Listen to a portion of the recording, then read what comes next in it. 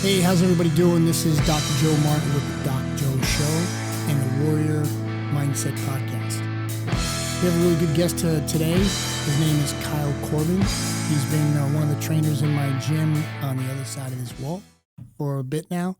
And he's got a colorful story for only 25 years on this earth. You know, let's see. Okay, not that I've doubled him, but getting pretty damn close. But one of the things we like to do on this podcast is, you know, I'm one of those guys that's the end of the baby boomer, era. And I love talking to people of all ages to see, what is kind of transpired in their life, with the time on earth that they've been here and whatnot. But, a little formal introduction, Kyle, thank you very much for having, but just like from the beginning, just let kind of the people know a little bit about yourself, and then I'll kind of interject as we go. Yeah. Well, my name's Kyle Corbin, for one. I do calisthenics, kind of like gymnastics in a sense, ghetto gymnastics. Mm-hmm. And I've been training people on how to do that kind of stuff for like 5 years now. Mm-hmm. Outside of that, I make music as well. That's like my main focus for the long term is to grow my music. So that's pretty much what I grind for, and I work for everything to build up my long-term goals. From the Central Valley? Yeah, from Fresno. Well, technically I was born in San Diego, but I just grew up in Fresno. Where'd you go to high school here too? Yeah, I literally lived everywhere here. I went to like 6 or 5 different elementary schools. Yeah. And then I went to Clark Intermediate, and then I went to Clovis High and graduated there. Yeah. And the intermediate stuff was just moving house to house, just whatever. Yeah. And then I got expelled from Fresno.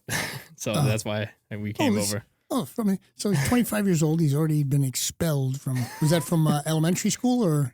Yeah, that's from elementary school. Was that just fights? Yeah, a lot of them. Yeah, it's good stuff. Scrappy kid. Yeah, it was just the time called for it. Yeah, protecting myself. Well, and I tell you what, nowadays, you're only 25, but even say for example, 10 years ago, 12 years ago, when you're in elementary school, times were still a little bit different. Nowadays, oh yeah, I mean it's even worse in a sense that you can't protect yourself. Were your folks the type of people that would, I'm not gonna say praise, but would not give you a bunch of crap because you did take care of business? No, the first time I ever got into a fight, my mom definitely whooped my butt. But okay, whose fault was it? It was their fault. Okay. Actually, like 95% of the fights I've done were not. I did not initiate them. Yeah. Maybe with my words a little bit, but I always got hit first. Yeah. And then I would just go crazy. But after the first one, she realized why I was getting into fights. Mm-hmm. She told me if someone touches you, hit him with that 1-2. Yeah. Your mom show you a little bit of that too? I mean, or was it she showed. No, just like were mom and dad together your whole? No, just my mom. Oh, okay. Yeah, but my mom, she showed me a little physicality growing up, so I was already accustomed to it. Was there other brothers and sisters in the house? Yeah, I have a little brother and an older sister.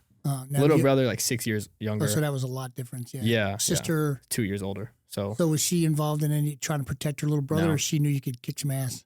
One fight once in San Diego, some kid hit her in the face with a shoe. And I beat him silly for it. That was the only time she ever seen me actually fight somebody. Oh, okay. Other than that, it was always at my school. Yeah, right, exactly. Because she was like a couple years ahead. Yep. Right. She'd be in another school and then another school. It's funny because my dad, and I told him on the podcast a couple of times before, my dad, grew up in the Bronx. He was one of those guys, white dude growing up in the Bronx, playing basketball, with everybody and all colors, creeds. And that's why I grew up as a kid. There was really no, in my era too, is it takes a village to raise a kid. Mm-hmm. And my dad, would get into scuffles and whatnot. Then he became a high school teacher. So if there's if there was ever any scuffles in my school, which I had handful, and maybe not as much as you, my mom would be like, well, wait till your dad gets home. And the only thing, I never got into trouble unless I started the fight first. Yeah. My dad was like, hey, listen, better not start a fight because I'm a teacher too. I know what it's like. Do not be that bully dude. And I was a tinier guy to begin with, so I really wasn't starting any fights, but I would never back down. Yeah. And to get my butt handed to me a couple of times, oh, hell yeah. But the guy knew that, see, the deal with bullies, if a bully gets retaliated on, they're not going to go back to you the next day. No, exactly. Because they're like, hey, man, I want to get rid of this guy because I want somebody that's going to cower down. So my dad was always like, probably like in the sense of he'll beat my ass more than if I cowered down to somebody. You know what I mean? Yeah, that my mom's like the same way too. If I started it, she would finish it. That's exactly my dad. Yeah. Kind of similar personality in the sense that, you know, he was like, I came home one time, got expelled, and my mom was like, hey man, your dad's going to deal with this, not me. And I came home, and it was usually I was the athlete, right? You know, and it wasn't the greatest athlete, but every season there's a sport I'm trying to play. Yeah. I came home early. He was a high school teacher. He wasn't coaching at the time. He'd come home 3:15, whatever the heck it is. I'm already home. And he's like, what are you doing home? I'm like, I got in a fight. And then he was like, and I thought it was over, you know, and he's like, well, who started it? I go, well, I didn't start it, sir. He goes, did you finish it? And that just so happened that time I did have a win on that one. And and he says, good, just don't let that happen again. That's it. I went down to the basement where my room was, and I was like, oh, thank you, Jesus. Yeah. So were some of those things in your early life, what made you kind of not have to deal with that in like at Clark, where at Fresno you did? I dealt with it at Clark, but on a different sense. In Fresno, it was more based on like there's a lot of the white boy stuff. Like I was that one white boy that would go and play basketball with everyone or go play football. And if I juke somebody out or I score on them, they get pissed. Right, they want to fight. And like later on that day, it's like them and their friends will come up to me, and then it'd be a whole fight. Like usually just me against like 4 or 5 people. Yeah, just getting my ass whooped. Yeah, every time. Like literally, there's nothing I could do. You know, well, but I would definitely. You let them know. I would tag them. You know, but I would get my ass whipped a lot. I'm not even gonna lie. You're the guy getting expelled. Yeah, but I mean, I got expelled because the principal knew. So like, they knew to an extent as to like why I was fighting so much because I was pretty much fighting like at least 3 or 4 times a week at school. Yeah, like every day was something. They give you Wednesday off. Yeah, I would get those early release days. I'd be gone. You'd be out of there. Monday, Tuesday, Thursday, Friday. And plus, the fights they started stopping, like into at the end of 4th grade, like they started stopping because I would fight back and I would get people too. I wasn't like, at some point I wasn't scared of it no more. So I would really go into it, but I started making friends too because there was this one alleyway I would walk down like to get home. And inside of that alleyway, there's these people that would just hang out in there. Yeah. And apparently I'm not supposed to walk down that alleyway. Yeah. But I would walk it anyways, way faster to get home that way. Yeah. So I got jumped in there once. And they told me not to come back. And these are older kids? These are adults. Oh. Yeah. Like these are adults. I would go back the next day. I'll still walk through it. Yeah. I'm like, I'm not trying to walk the long way. Yeah. You know? And they wouldn't go so crazy to where like they would hit me in the face. They would really like push me and kick me in like my stomach and stuff. Yeah. Not do anything to my face. I'll come back the next day. Same thing. Right? They'll throw things at me too. Like so one of the guys had a Tupperware, not a Tupperware, styrofoam thing of food, threw it at me, hit me in the face with it. Yeah. Like things like that. I still go back. I don't care. And at some point over some time, then these guys are like, damn, they respected it. Yeah. And so I still know them. No way. I still know them and they're still cool with me. Yeah. Because of that. Because I never stopped. I wasn't scared to go back. Yeah. And so like those guys, they lived in my neighborhood-ish area. Yeah. So like they actually ended up protecting me before. Once there was like 12 kids from school that tried to catch me on the way home, walking through the alley. Okay. I ran straight to the alley. Yeah. Grown ass men come out, all 12 kids turned around. And I was like, oh, thank you, Jesus. Like, thank you, Jesus. Well, you know, it's kind of interesting because when you see, you know, I'm not saying that, you know, it is good for what happened to you, but it made you the person you are today. You know what I mean? I'm grateful. And those are the things like with this type of podcast, that warrior mindset is you had those beginning stages of you know, say, for example, we'll call it 4th grade. You know, 4th grade comes on and you're standing up every day. You put on that little bit of armor. Yeah, you know, exactly. That we talk about from your mentality. And we use a term on the podcast here a lot of times, brick and mortar, right? We're building our house. We need the bricks. But the mortar is what are the people you're involved with your life, right? All those people that kind of stick the pieces of brick together. The mortar is the people and things you've done in your life, you know? So right now we're talking, geez, I mean, you know, less than 10, you know, maybe you're 10 years old. That's 15 years ago. Yeah. And these guys are adults probably in their 40s now. Yeah. Late 30s. Yeah, they were definitely the young cats at the time, like the young adults. 20-something-year-olds hanging out or whatever. May not be doing the best things, but they understood. But here's the deal. They understood the street. They understood the street in the sense that this kid keeps coming back. he's got some cojones. Yeah. You know what I mean? And that's after plenty of fights. That's also why I stopped caring either if I got hurt or not. I was like, whatever. Yeah, exactly. I was kind of like. Now, did you play? So with that, did you because you were kind of active and physical. Football. Did you wrestle too? No, football, just football all day, every day. I would play basketball. I love playing basketball, but it was for fun. Yeah. Football though was like I always told my mom I would make it to the league and buy her a house. Yep, exactly. Yeah, that never happened. Did you? So you played at Clark? I did. I played at Clark, and then I played at Clovis High, and I quit my sophomore year because the coach was terrible. Yeah. It was straight trash. You know what? Actually, if he ever watches this, his name is Coach Hammond. That guy ruined my dreams. Yeah, he ruined it. I don't even know if that name's still there. Is he? No, I don't think so either. He's at some college now. But I remember once in my freshman year. Obviously, you're on the freshman team. Yeah, JV. But he wouldn't let me play, and he told me, "You don't belong here." Probably because of my track record that he always looked at everyone's background, and my background was getting expelled for a bad fight. Yeah. Like, so he just assumed that I was just some troublemaking kid that would fight everyone, but I wouldn't. Yeah. And actually, matter of fact, after Clark, I had to sit down with the school board and stuff, and they told me that I cannot fight ever again at school. Because if I do, my mom, I won't be able to go to any Central Valley Unified. Yeah. I'd have to go out of the Central Valley, which would ruin my mom's plan for anything. Yeah, exactly. And I had already messed her plan up plenty of times. Yeah. With fighting at school, so I never actually fought at school again. Yeah. School. I've wink. Hey, they don't know anymore. I don't go to school. Yeah, exactly. You don't have to go to school anymore. I'm not going to school no more. But it's kind of funny you talk about the coaching aspect, and that's some of the things that really kind of piss me off in life because where adults can have so much positive or negative aspects on kids as they're growing up. Yeah. We have a lot of things that are going around in society right now with the books that are being, read to kids, it's transgender and all this type of stuff, which we can get into that later. But, the idea behind it is these are adults, really affecting kids' lives. And here you are, a kid that, may have been, we'll use the term troubled youth, not really, but, you had some issues going on where an adult could have seen that and really lifted you up. Yeah, I know. So that brick and mortar, the mortar, which is the people in your life, is non-existence. Yeah. You know what I mean? At that point, yeah. For that person. Yeah. You know what I mean? That individual adult or the individual, trial and tribulation of your life and things like that, that guy wasn't there. Now, did it have a big effect on you? Yes, to a certain extent. To a degree. Yeah. But I'm also grateful for it. Exactly, because guess what it does?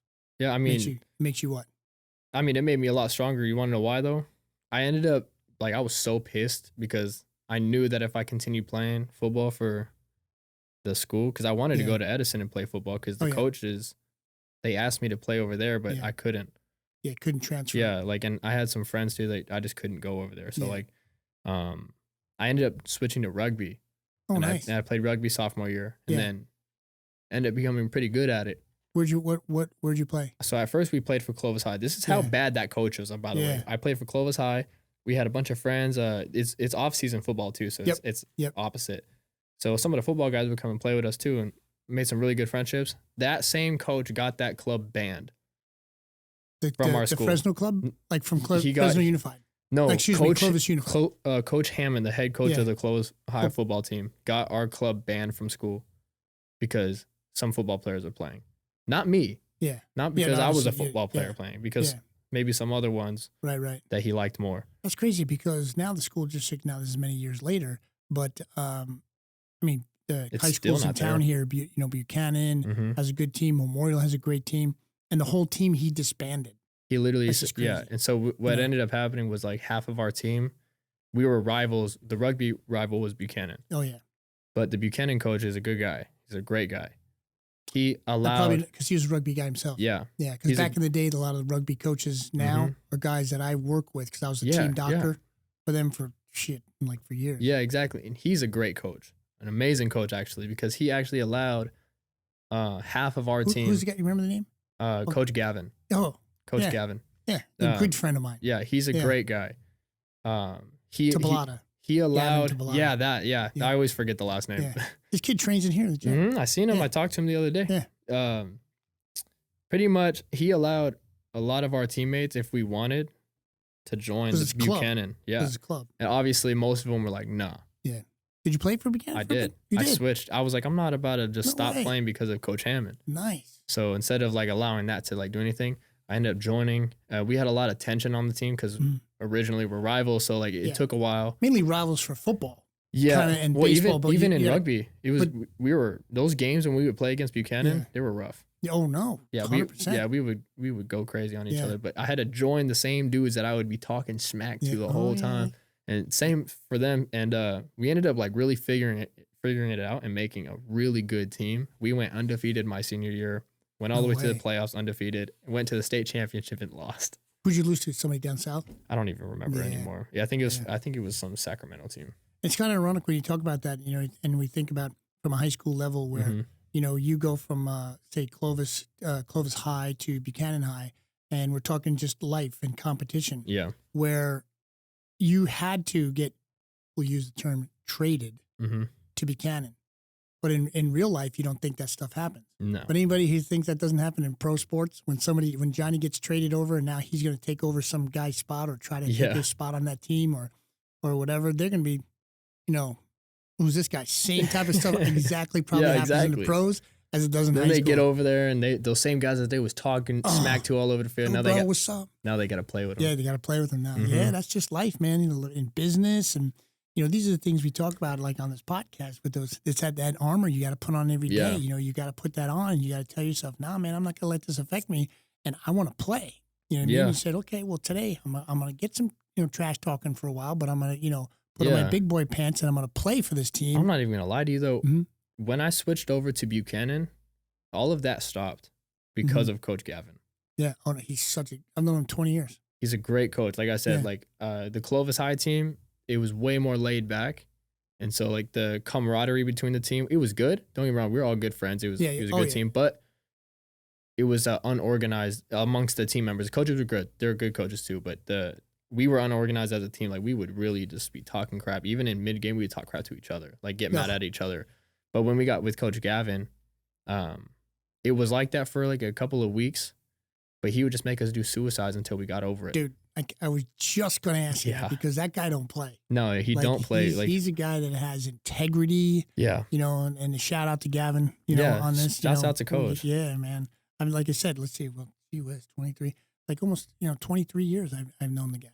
Yeah, I'm fond of him a lot. Like I actually, he was my favorite coach I've ever had. Yeah, he was in any sport I played. He was a really good rugby player too. Yeah, he was. That's why he played my position. Like what'd you play? I played 10. 10? I forget. It's been like 6 years now. Yeah. I played number 10 though, and there was another guy that played number 10 that went to Buchanan. So like, it was tension because the position. Did you switch or they switch him? Yeah, so we would switch sometimes. Like in the beginning, he played 10 mainly because he had more experience. Right. So I would play wing, outside fast guy. Because I was just gonna say, and they just pitch it out to you. Yeah, exactly. You just get it down the line. But we were the runners. But I was good at passing though, because I was originally a scrum half. But his son is a scrum half. Yeah. But did he play with you? Yeah, I played with his son 1 year. Because he's a little bit younger than you. My senior year, I played with him. Was his freshman? I think it was his freshman year. Yeah. But he's a good scrum half, and I did not want to play scrum half. I wanted to be involved, like more running the ball for real, because I love breaking people's ankles. Yeah. That's what I was good at in football. Like could catch the ball. Yeah. In football, when you put a short time before that. Yeah. Very short time. Yeah. But rugby was just perfect because like one, I didn't have to wear pads, so I'm even faster. Yeah. That's true. I'm more shifty, and I showed it too. Like I scored quite a bit in that senior year. I scored a lot. Isn't it funny? We talk about what puts that brick and mortar together, and then you have a coach from a football team which gave you something negative, which you in your mind making positive. Then you have a guy like Coach Gavin, who's a positive that you make your life even more positive. Yeah, what I mean. He amplified it.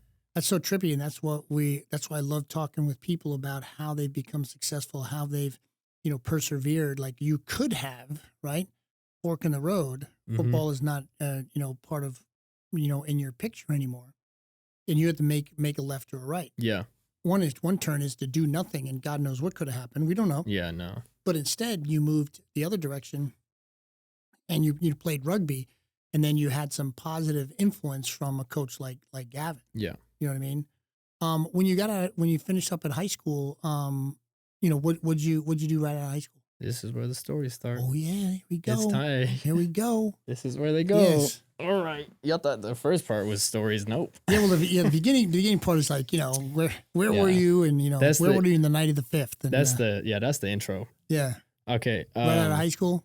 So when I was over the summer from junior year to senior year, I got kicked out of my house, and I was homeless in high school for a little bit. I was homeless without telling anybody. But obviously, I had one really good friend. Shout out to Cody Alonso and his family. I love them. Amen. Still forever, I will love them. They saw me once just walking past a grocery store with the same clothes on that I had on for a minute. And his mom knew something was up. I didn't say anything. Yeah. It was kind of embarrassing. Well, of course. Yeah. Hello. Yeah. But and issues that happen at home, Whatever it was. It was bad. Yeah. It was bad. My mom threw all my clothes away. She threw all my shoes away and gave me one shirt, one pair of shorts, and one pair of shoes. And you were 17? 17, and it sent me off. You're done. Get out of my house. Now, let me ask you a question. It's totally up to you. Because with this podcast, we've had people come and talk to us, after the podcast, go, hey, man, great interview. Yeah. Oh, my God. And, a good friend of ours put a shout out to Lamont, who just passed away the other day, man. Yeah. God bless him. He's in a better place. But I sat down with Lamont. Was my first podcast here. Wow. I wanted to get him on there because I knew he was in the beginning stages of being sick. That's so great. If anybody, that's one of our podcasts. If you see the Warrior Mindset podcast with Dr. Joe Martin, look up Lamont. Man, amazing guy. But Lamont, man, opened the door in his life like a freaking floodgate. You see what I'm saying?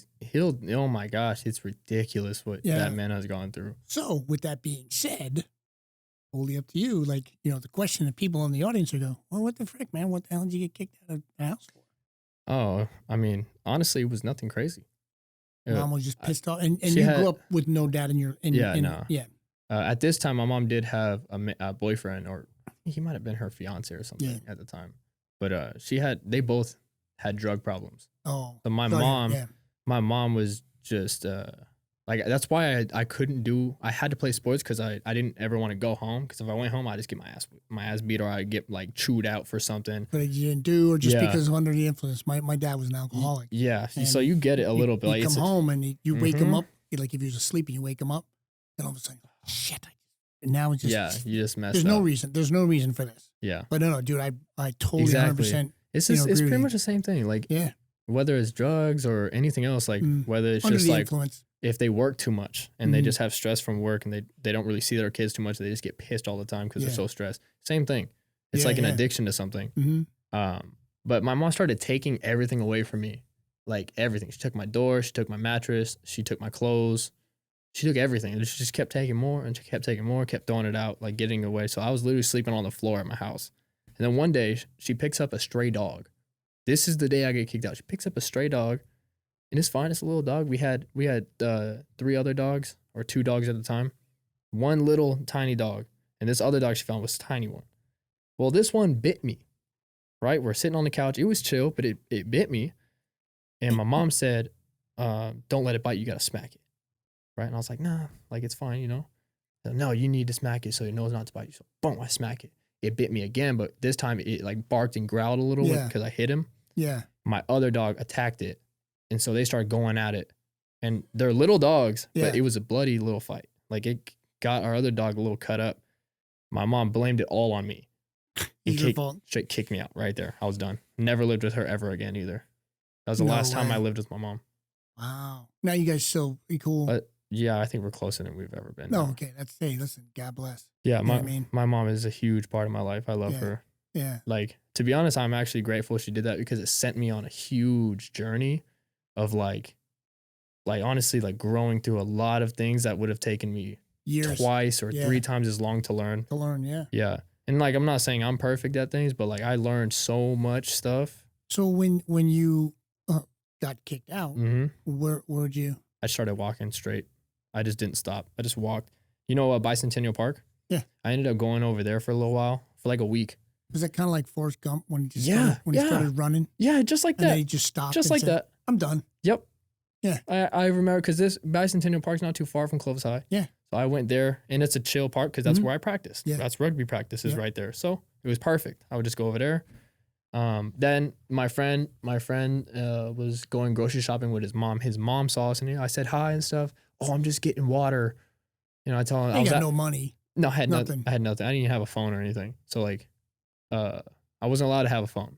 Like my mom wouldn't let us have phones for a long time at least. But I just told, oh, I'm getting water, you know. And his mom looked at me like with his side eye. She said, get in the car. I was like, huh? So okay, I get in the car. You know, I'm like, I'm gonna listen to you because right now my life sucks. So if you know, then I'm just gonna listen. Yep. So I get in the car. She just drives straight back to her house. No word said. And I was like, I was a little worried. I was like, what is happening right now? You know? She gets back. Good buddy or good yeah, buddy.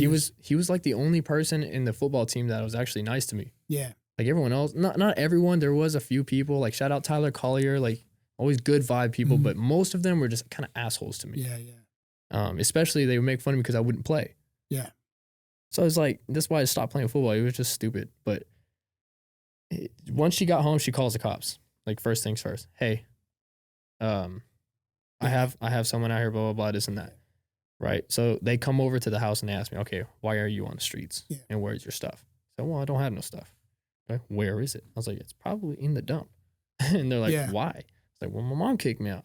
Okay. Right. And they're like, well, you need to go back home. I said, I can't go home. She says, I'm not allowed to go. Oh, yeah. I'm not allowed to go back. Yeah. And they said, okay. So what they did is they go to my mom's house and they ask her. With you? No, they go by themselves. Clovis PD. Yeah. They go to my mom's house and they say, hey, someone, your son is in someone's house saying that you kicked him out and he's not allowed to come back. And my mom affirmed it. She said, yes, he's not allowed. No, he's not. Yeah. She said, matter of fact, he can't fucking come back here like that. And so what that did is the police technically put you in the system because you're not 18 yet. Right? Yeah. So I became emancipated. Yeah. Oh, you did? Yeah. I became emancipated at 17 and, Cody's family took over responsibility, guardianship responsibility for me to live at their house legally and go to school. And then how much time did you hit 18?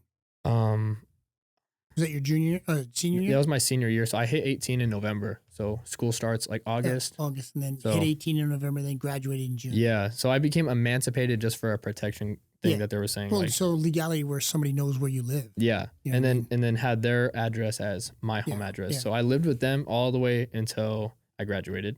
Then after I graduated, you know, my mom came to see me graduate and stuff, and I didn't want to take that away from her. Yeah. So I acted chill. Yeah. And shout out to her fiance or ex-fiance now. But behind the scene, she did not want anyone to help me. She was really adamant about it. Like she did not fuck with me. Like, he went behind her back and still helped me. Oh, okay. Without telling her because he didn't want to deal with the problems. Yeah. You know, but he didn't feel right, or you know, he hooked me up with a job. So the day I graduated, I'm pretty much the next day because I graduated at night. So the next day I moved straight to LA. Oh, no way. Straight to LA. Is that where you got the job? Yeah. He set you up? Set me up with a job, and the owner of the job had a truck that he said I can use. It was an old Chevy, metal, like all metal Chevy Silverado. It was nice though. I never had a truck and I had a license, so I got the license also with Cody's family. They helped me get it. They helped me get a license and stuff, so they knew that I wasn't gonna overstay my welcome and stay after I graduated. Yeah. So in order to get that job, I had to move, and I was like, this is perfect. Mm-hmm. I moved straight to LA. You still keep in touch with Cody? Yeah, I still know Cody. Actually, when he graduated, I pulled up to his house all the way. He was a year younger? He was a junior. I was a senior. Yeah. So it took a whole year. I went back and saw him. To his graduation? I saw him a couple months ago too. Nice. So good guy. You know, he's married. Wow. Like 23 or whatever it is. Yeah. It's people, man, are just moving. I'm like, telling you, that's okay for them. That's okay for them. Yeah. No, but the cool thing, this is where everything changed was. We're in LA. Van Nuys area, like in the Sherman Oaks. Yeah, well, more in the ghetto side of the Valley area. Yeah. It was nice, so I liked that. It was more humbling to me. I did an internship down in Van Nuys. Oh yeah, I see. Like, and then pretty much the company allowed us to get a house down there, and I slept on a twin bed in there. It was cool. I was like, oh, nice. No rules, pretty much. Right. And since I lived there and everyone else would travel to work from Fresno, I slept there. So I had the house to myself all the time. I had a pool. Nice. And I had the truck. And I was making a lot of money. Like I was making like $8,000 a month, fresh out of high school, 8 to sometimes 10. What were you doing? So what I was doing was selling and installing LED lights in businesses. Oh, okay. So I was a salesman and an installer. Yeah. So they just taught me how to install. Yeah, because that's when they're transitioning from an electricity point of view. Maybe 8-10 years ago, they started changing the bulbs, and then LEDs are so much more electrically efficient. Most of the like convenience stores around, they had fluorescent bulbs. Yeah. And it was kind of yellowish. So my selling point would be, hey, your store looks old. Yeah. And you're not getting a lot of customers, right? And they usually just say no. Yeah. And I would say, well, it's proven that white light will bring more customers and make your store look more new, open, and it's not that expensive. The products are gonna pop more because the light, it's true. It's true. Yeah. So I would literally go in there and sell the whole store. I would get a commission off the sale and get the hourly for installing. So sometimes I would install, sometimes I would just sell. But I tried to do both because I would get both ends. Yeah. And I was really stacking up cash, but I was stupid. I never learned anything about money, nor have I ever been taught anything about money. Yeah. So I spent all the money every single month. Then the owner of that company, screw you, he gambled all the profits of his company and went bankrupt and fired all of us in one day. Yeah. So I had nothing saved up. Ooh. So I took his truck and I said, nah, this is my truck now. Like I stole the truck pretty much. And I lived in the truck for like 7 months straight. No way. Yeah. Still no work? Really? No, I started like doing, not really. Like I tried to continue random things, but nothing like crazy, just regular things. Tried training some people because I was doing calisthenics all along. Started while I played. How'd you pick that up? See, that was during rugby season, actually. My senior year, I saw a guy doing a 360 on my goalpost. Oh, okay. And I was like, yo. He did 360 on a goalpost? Yeah, the bar was like I'm this big, and he hit a 360 on it. I said, what? And I went over there, asked him how he did it. Look up calisthenics if you don't know what that is. It's amazing.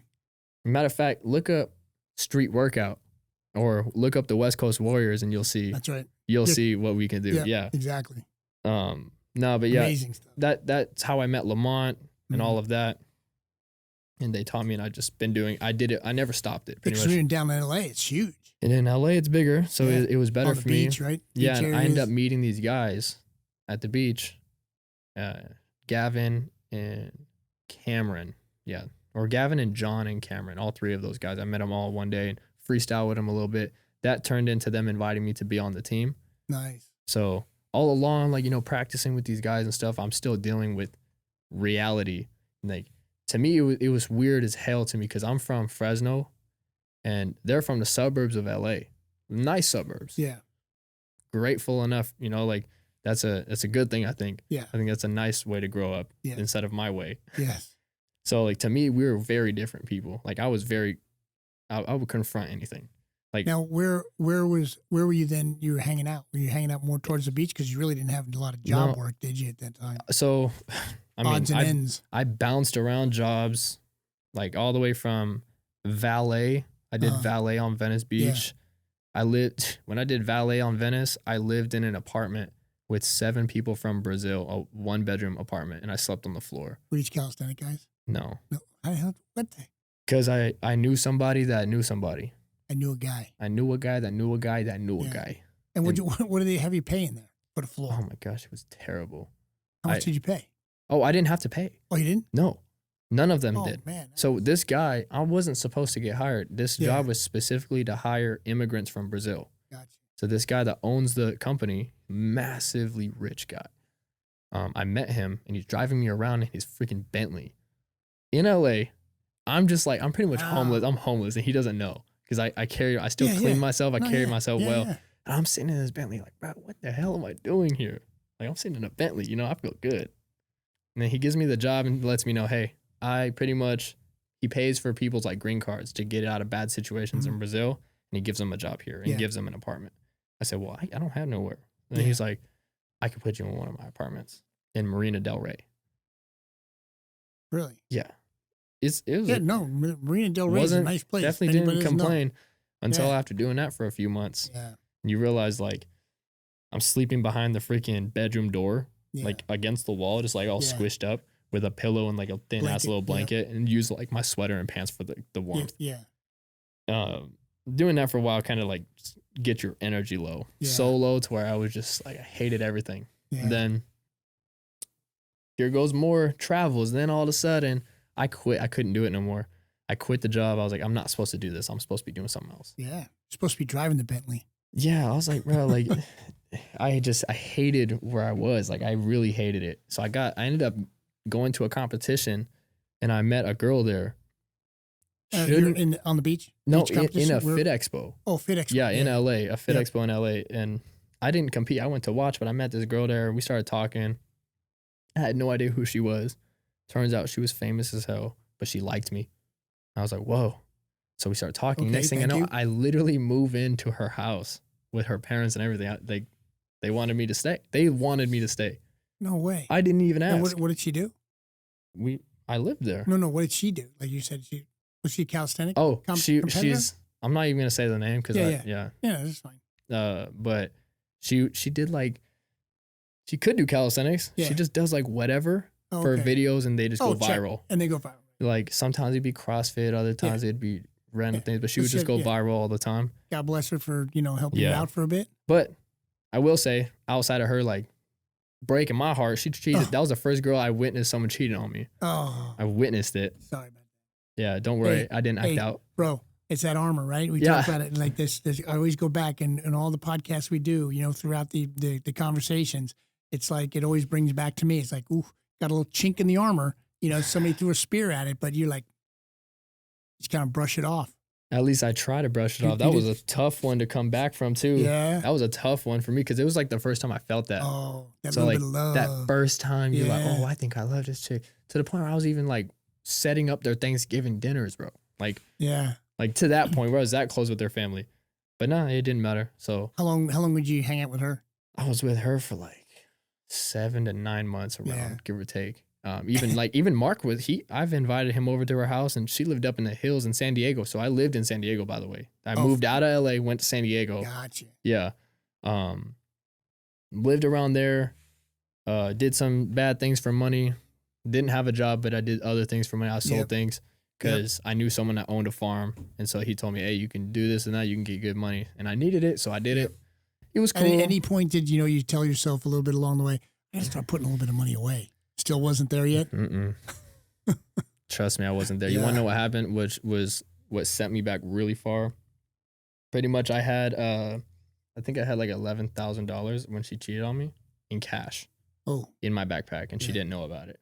In that proverbial sock. Yeah, and I was gonna treat her, but like, I wanted to use the money for her pretty much. I wanted to splurge on her.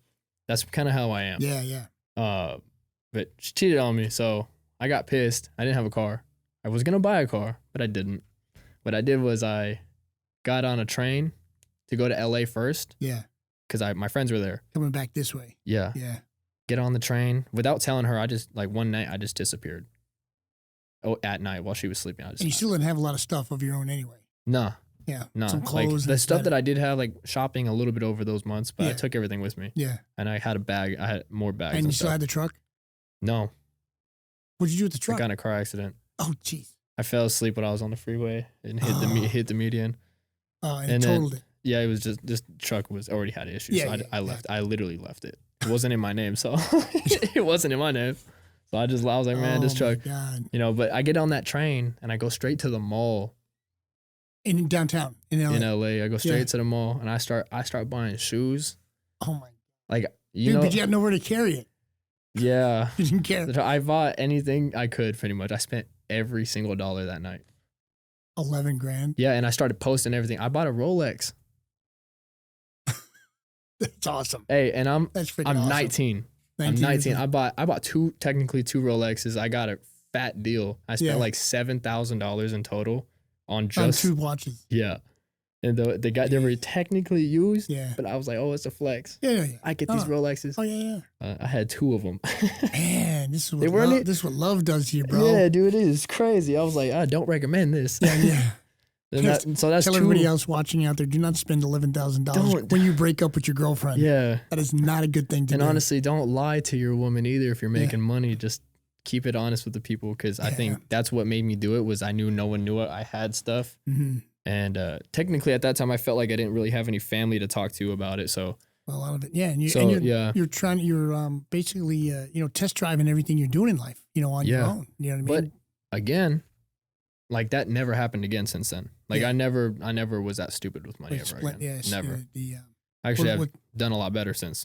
Yeah. So, man, that's just kind of crazy that all of a sudden it's like, you spend 11 grand, as to our audience is like, we recommend, like I said before, don't be breaking up with anybody and then, just spending all your worth. Like pretty much trying to like flex on the person. Like, oh, you don't have this no more. Right. I was like posting the wads of money in my hand. I was posting it online, like walking into the bank. Yeah. Like just had like a fat stack. Roll. It was huge. And I specifically got it in 20s. Just so it looked bigger. So it was even bigger. Put 100 on the outside. It was huge. I have the picture still. Here's the thing too, is like, there's an educational moment, when we talk to people in the podcast, is that time where you kind of save some of those memories to tell yourself, oh man, I remember this time in my life, when this wasn't really going good. And sometimes you kind of forget about it. Sometimes that picture is worth, as they say, a picture is worth 1,000 words. Where you're like, oh man, am I digressing to that again? Or, let me kind of snap out of it a little bit. A picture is always, good at that. Or a person, person in your life. So after you kind of broke up with her, you went back to LA? Yeah, so I hopped on a train, went back to LA, bought all that stuff. But I was in a bad position still. I was still homeless. Yeah. Didn't have nowhere to go. No truck. So what I did was, my teammates, like we had been on the same team now for like 2 years. And you're still training on your own? Still training. Did you use the calisthenics a lot of times? Yep. I know what you're saying. Mm-hmm. That stress relief? It was for my head. Yeah. And I'm not even going to lie to you, because of my mental state, it was pretty bad. Mm-hmm. Like, so dude, willing. 19 at the time? Did you hit 20 yet? No, still 19? Yeah. Jeez. And I met my friends at 17 years old. Mm-hmm. Well, technically fresh at 18. Yeah, pretty much freshly 18. When you left Fresno. Yeah, I was freshly 18. Yeah, yeah. So I was like, I think when I came back, she cheated on me like right after my birthday. It was right after Thanksgiving. Literally. I told you I set up Thanksgiving for him. My birthday is pretty much Thanksgiving. Yeah. It's November 25th. So then we had Thanksgiving, I think the 26th at that year. Yeah. Then a week or so later, I saw what happened. So I came back. So I was 20. Was it same age? Same age? No, there was actually no admittance of it. And was she around the same age? Yeah. Yeah. At the time, I was 19, she was 18. Yeah. So like, and she didn't admit anything either. Even after, like, she was like blowing my phone up. And at this time, I had already went back to LA. She didn't even know where I was. Yeah. You know what I'm saying? She's blowing my phone up, trying to figure out what happened to me. Where am I? She's going to some of my family members live in San Diego. Yeah, yeah. She was literally going to my family members' house looking for me, and they didn't even know where I was. I didn't tell them either. I wasn't going to tell nobody. But because of that, I was pretty like, I did not care about anything. Like literally not one thing. So what that means, when I went on to the bars, I did not care. Like I would throw anything, and I became really good. Like actually one of the best in the world at the tricks, because I was like suicidal on the bars. Yeah, yeah. I would not care. I had the cleanest tricks, and it was just, that was my outlet. Because I didn't have anywhere to go. Trust me, I've wanted to make music since I was a kid, but I just never had that opportunity. Nor did I feel like I ever had money, even though, yes, y'all just heard I had $11,000 and I just spent none of it on music. Yep. Your mentality is everything. Your mindset matters so much more than money. Oh yeah. And this is with that goes into, you talk about the mentality, for all this. It goes to that. I mean, that's why I interview people. It's that warrior mindset. It's that every day you put on that, that armor, you get yourself mentally put together. Some days are better than others. So now you're like, 19 going on 20 years old, you're back in LA. Yeah. And you're still swinging on the bars. But where you living? I'm couch hopping. Because you got to know some people in LA now. So my teammates, So like I literally told them my situation. I said, I ain't got nowhere to go. With a dozen pairs of sneakers in your bag? I didn't. Okay, so actually I bought 2 pairs of shoes. So one pair would be in my bag, and I had the other one on. Yeah. I still have those shoes. Still have the same. We're gonna bronze those and put them on a mantelpiece and shit like that. Your first house you buy. Most of the stuff, even the Rolexes, I don't have those Just anymore. got rid of them. No, I didn't get. That's another story. Did you get the money back from those? No. Oh no. Yeah. But That's okay. It's fine. Water under the bridge, bro. Water under the bridge. I feel like I wasn't supposed to have them. Yeah. I know. I'm a firm believer in that. You know, things just didn't pan out. But happened for a reason. I couch hop for a while, but shout out to Matt Nazzle. He was one of my teammates where my other teammates at the time were struggling to understand or like wrap their head around how my life is the way it was. Yeah. But they're coming from a completely different background. So like, I get it, you know, like they just don't understand. Pretty stable household, most of these guys, when they're growing up, even though they're hanging out at the beach and competing, all of them, and you had, and this is they're the thing that we talk about. And that's where that mentality and that foundation is so grounded that you have right now, in the sense that, you know, the dad wasn't in the picture. Mm-hmm. You know, the mom had some issues. You were real fortunate that a fiance for a while for her, you know, definitely hooked you up. But, you know, people would say that's kind of on, you know, the suspension wire, you know, walking across a canyon. Constantly. You know, that's you. Yeah. Where a lot of people have this granite and this foundation that even when they fall, the foundation is still solid.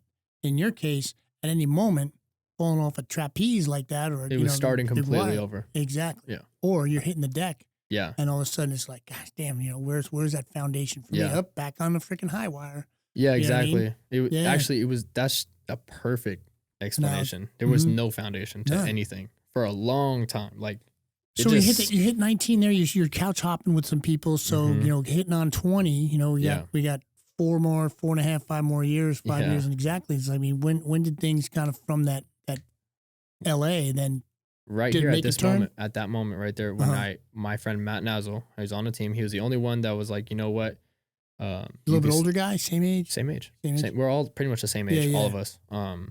But I might be like missing a few parts too, because I lived in a lot of places. Yeah. Like, oh no, dude. Yeah. Yeah. So some of them are fuzzy. Like another company, a cannabis company, the owner of that company, he was on our team too, and so like I ended up working for him. So I was pretty much just rolling joints all day. And then because he sells them for the, what do you call it, for the clinic? Yeah, for the clinic, whatever. So I was pretty much rolling joints the entire day. Yeah. Oh, I'm sorry. No, wait. It was a dispensary. Yeah. Yes, the dispensary. He always had like just so much, you know, and that's when I. California allows whatever. At the time, it was illegal. Yeah, it was. Yeah, it was. Okay. It was legal. It was legal. It was legal. Yeah. But nowadays, there's so much, you know, the boundary is so wide with that that guys are. I don't even want it. You know, it's crazy. It was a crazy one too, but like the amount of drugs I was around was crazy. Like not just weed. It was like DMT, shrooms were everywhere. At your disposal. So like I tried all of those before, except for DMT. I am not trying to do all this crazy stuff, but like peer pressure was a huge thing. Because you're 19 years old, bro. I'm living in this guy's house, and he lived in a nice house. When I say like he lived in what city? I think Hollywood. Oh, geez. I think it was Hollywood at the time, and it was crazy. Like it had a view over the giant glass wall and a view, and I was living inside of that house for a little while. But I left it because it was terrible to live there. Well, look at the guy, temptations and the guy. And the guy himself was probably the worst part. Yeah. It was worse than having all the temptations around. Got you. But like, I've tried all that stuff, but I remember I got an opportunity to move to Arizona with my friends there. Doing what? Calisthenics. Oh, check. You just come to, or well, gym? I just didn't have anywhere to go. Yeah. And I was talking to them at a competition, and they were like, bro, you should just come to AZ, bro. Like, you can just chill with us, like, because they're from a similar background to me. Yeah. Like, at least like neighborhood wise and like growing up wise, they're not like from like a super rich area, so they kind of they knew a little, so they open arms invited me, and I took the opportunity. I moved over to Arizona. And really, no requirements for you. Hey, man, you got to be paying, $300. There was requirements, like, but it was light though. It was understanding. Yeah. So shout out to Angel Acosta, to Tony and Miggy. I got love for them forever. Yeah. So I lived at Angel's house for a while. Miggy, his cousin, got me a job at a Verizon customer service call center. So I worked at the call center. And you're just like at least there, you're not on that tight wire. Yeah. There's a little bit of ground underneath your feet. Yeah. So and there, his parents though were like, they're straight from Mexico. Oh, no way. Yeah. His parents are Mexican, like authentic too, like just great people. They're willing to help. Honestly, I feel like they would be willing to help anyone and everyone if they could. They helped me. I got the job there, and then from there, that's when the Ecuador thing was going on. Like we were all Competing. we were all supposed to fly to Ecuador, Yeah. and I had gotten that job, and I had the money. So when was Ecuador? How old are you then? 20 20. or freshly. I think I turned 21 in Arizona. Yeah, I turned 21 at Angel's house. Yeah. So I was at his house, and his parents like wished me happy. They Yeah, sang yeah. to me in the morning. Yeah. It's kind of was- like, it's one of those things where you didn't always necessarily have the best, family oriented Yeah. type of thing. So it's, here you're like, it's kind of cool. Yeah. You got a smile on your face even now going, yeah, man, they freaking sang me happy freaking birthday. Dude, it was You know what so, because at that point, Yeah. I've never had a birthday like party or celebration ever. Yeah. Like I've always been in the worst situations. Yeah, of course. So like, and growing up, like there was no birthday party. It was like, you just go and Yeah. maybe you want some dinner or something. Yeah, or, right. Like get a But it's dessert. like, freaking cake and shit like Yeah, that. nah. People singing happy birthday and shit. That's freaking awesome. Yeah, it was so sick. And Yeah. they did it in Spanish. No way. Yeah. So, gosh, it really felt like a family. Like they really Yeah. accepted me like family. And Yeah. they showed me the ropes in Arizona, met a lot of people, went to the gyms, and we started training like really hard. Like I was training ridiculously hard with them. That was probably the hardest I've trained in calisthenics was with Angel and Tuck. Those were the guys. Yeah. They still got it. They're going hard. They still competing? A little bit too? Angel is now in the top of the top. No way. Yeah, he's competing against the best in the world in Is he January. in Arizona still? Yeah. Yeah. So you still and keep in touch? he's a barber too, so he would keep me. Oh, no he would keep way. my hair Tight, clean, all fresh, nice. fresh. Like he would put designs in my Yeah. hair. And yeah, he's got sauce with the clippers. Nice. But yeah, so it was a great mix of things. But the area, Would you consider him a little bit of a mortar? That 100%, time frame in 100%. Arizona? A bit of mortar for those bricks? him and Tuck and Mig, all three of those guys. Yeah. If you're adding in their parents as well. Yeah, of course. And of course. Miggy's family as well. Yeah, They that accepted easy me. time of your life. You know what I mean? 100%, all of them. All of Yeah. them. Like, There's that little bit of granite kind of laying over, your foundation. dude, like you know what I mean? my heart like felt good there. Yeah. Cause like just not like, oh, I should stay here forever. It was more of like, dude, like there is good people here, Well, a lot of times people, I'll use the term they hyperventilate in life. They take these quick breaths. I got to take a quick breath. Mhm. It's almost like they're drowning, right? Mhm. And then all of a sudden you hit a little bit of dirt. You hit a little bit of sand. All of a sudden your head's above water, Yeah. and you take that big ass breath. And then you're in AZ, and you're like, after a little bit, you're like, oh, dude, I can freaking breathe now. For Yeah. a minute. You know Oh, what I mean? and I A little bit was. of you're starting to buff the armor a little bit. You're Mhm. starting to feel a little bit good about yourself. I You know what I was. mean? I really Yeah. was. And I made really good friendships there too with like a couple of other people. Yeah. I never got involved with any females because I was like, nah, like I've made this mistake. Yeah. So I actually just focused on working because I knew the Ecuador thing was coming and our whole team has to go. Right. Because our teammate, Mauricio, he's from Ecuador and he had to move back home after his college visa was up. And so he built a whole gym. So then you took off to Yeah. Ecuador? But that's where like the real stuff happened. Like the real terrible things. Like I feel like I struggled. Probably the hardest was there because there was a guy on our team at the time who convinced me that a one-way ticket was a cheaper way to do it. Because I did need a cheaper way because part of my paychecks were going to Mhm. Angel and Mickey's family like, Yeah. for sleeping at their houses. Yeah. I would just try to give what I could. Yeah. And I had like $400. And the concept is not stupid, because Yeah. sometimes if you're a last minute flyer, because I used to travel a Yeah. lot, last minute flyer, a lot of times you get the one way and then all of a sudden you pick the next one way. And ironically, and dude, it's not that much, Yeah. but and you at your age and trying to save the money, Mm-hmm.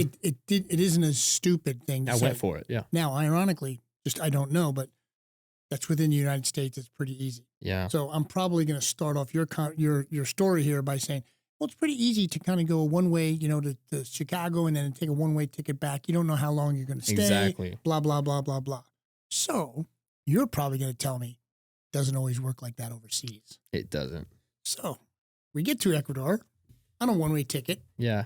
and continue. Matter of fact, you're actually not supposed to. They actually are not supposed to let you. Buy a one-way You ticket. can't buy a one-way To a foreign ticket, but country? I did.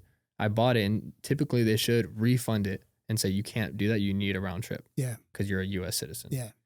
Well, they stopped me in Florida, and they said, "Hey, I can't let you get on that plane." And I'm with my friends. We're all on the same flight. because it comes on the computer Yeah. and they see the tickets, whatever for this going to Ecuador, but then they don't see a return on They don't see the the return. 20 whatever. Yeah, and I'm the only one out of the whole group that doesn't have a return flight. Okay. And they didn't try to let me, but we made a scene. I was like, no, I'm getting on the plane. I'm getting a one-way ticket to come home. 21 years old, of course Yeah. you're gonna, you don't think of those things. Oh yeah, I made it happen. And I forget who was with me at the time. It was some of our teammates, but they helped as well. Like we made sure we got on. I almost missed the flight, but I got on the flight. We made it to Ecuador.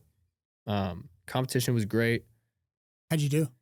I actually just judged. I didn't. Oh, yeah, okay. no, because the guys that were in that comp were way above my level at the time. Yeah, but it was good. It was a super successful competition. It was really fun. All the people that came from all over the world were there, so super cool. But then people start leaving. They're returning flights. Yeah. And I was like, oh, I need to buy mine.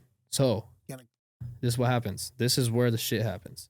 I can't log on to anything anymore. It had been over a month and a half. Mark was the last one there. I could not log on to my bank. It just wouldn't let me log in. I started losing contact to everything. My phone stops working. Yeah. And so my bank is just gone. So I'm like, you didn't lose the money. No, I had money to come home. Yeah, but you couldn't line up. Yeah. Over their internet to your bank. It wouldn't work. Wow. I think it's because I was there for so long with no return flight that they assumed that I was going to stay. So for some people too, just to, I've been like to Korea, I've been, I've been all over the world.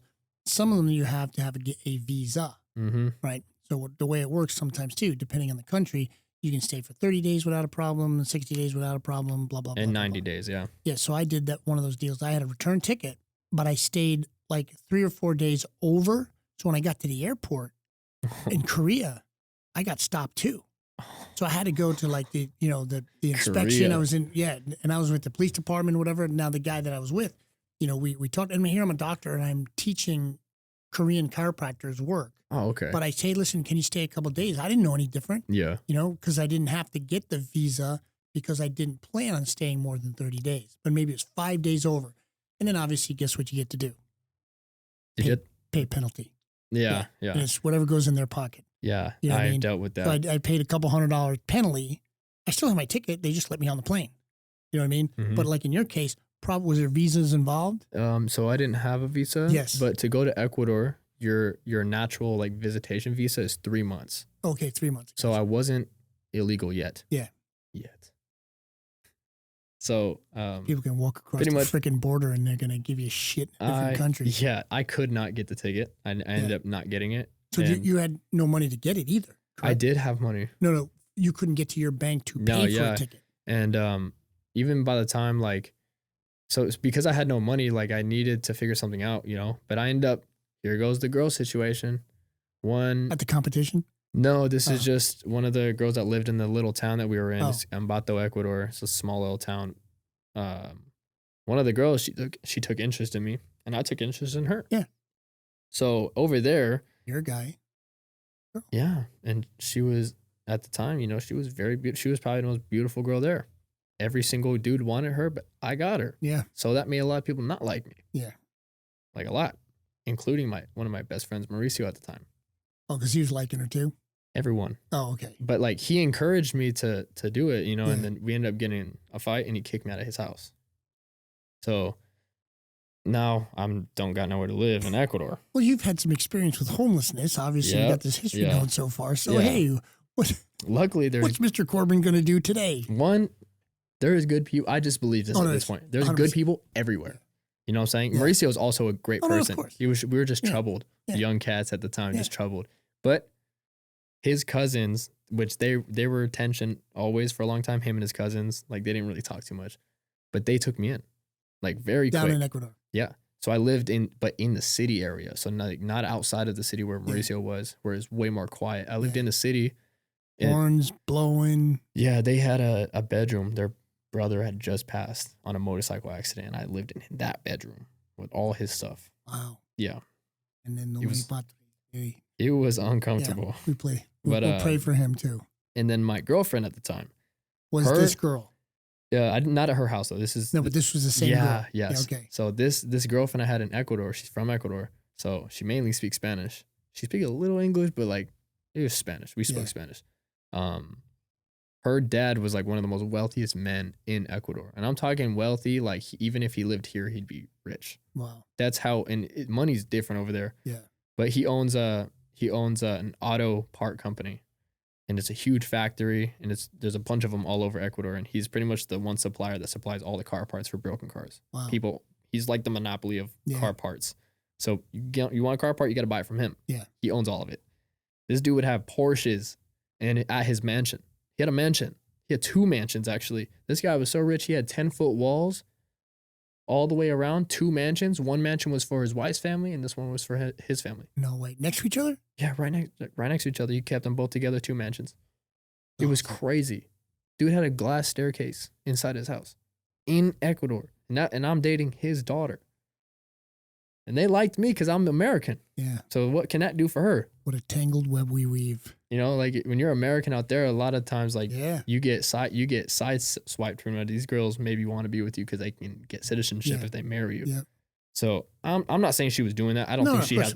Look at the money. She didn't have. Family She didn't have to. No. But nice girl. Yeah, she got me connected to her dad to get a job with him in the factory. So you're trying to make some money to get a ticket. Yeah. Okay. I'm just trying to make money so I can go back home. Yeah, you're not trying to live in Ecuador. I get the job. I don't have a car. Yeah. And I can't drive because I don't have a driver's license to be driving in Ecuador, especially by myself. Yeah. So I took the bus and then walked to work every day, 6 days a week. How far? 5 miles there. Uphill? Yeah, it's all over. It's all like this. Both ways? Both ways. In the snow? Oh, wait a minute. It's Ecuador. No, no snow. It's right by the equator. But it was, dude, the temperature there is perfect all year. Yeah. The sun, I'm white, so I would get burnt, but I actually ended up like becoming accustomed to it. Yeah, I had a nice tan and never got burnt. Yeah. It was great. But they don't have like sidewalks and stuff like that. Yeah, it's on the road, bro. So I would literally be walking on the side of a whole freeway to get to work. And then I go to work. And here's this white guy walking to work. Yeah. Thumbing a ride. Yep. And I'm wearing like these overalls to like they gave me these overalls to wear. And the other kids, this is where I was like very humbled though, because like I thought my situation was terrible. But I realized some of the kids I say kids, I mean it.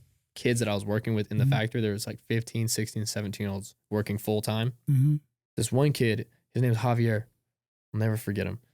Young kid, always happy, literally always smiling, always helping me. No English, none of them. 0. Like literally maybe they know hi. That's it. Or like hello. But they cannot speak English because they didn't go to school ever. Oh, at all? No. Because where they're from. Because over there, when you go to school, they're learning English too. It's private school only.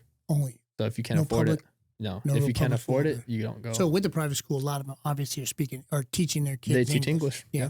So all the clients that Mauricio had at the gym, they could speak English. Yeah. So we were able to speak with them. Some of them were broken English, so we would learn Spanish here and there about training Spanish, like talking about exercise in Spanish. Yeah, you kind of had your circle of your Spanish speaking. Yeah, exactly. And but this kid Javier, he's 17.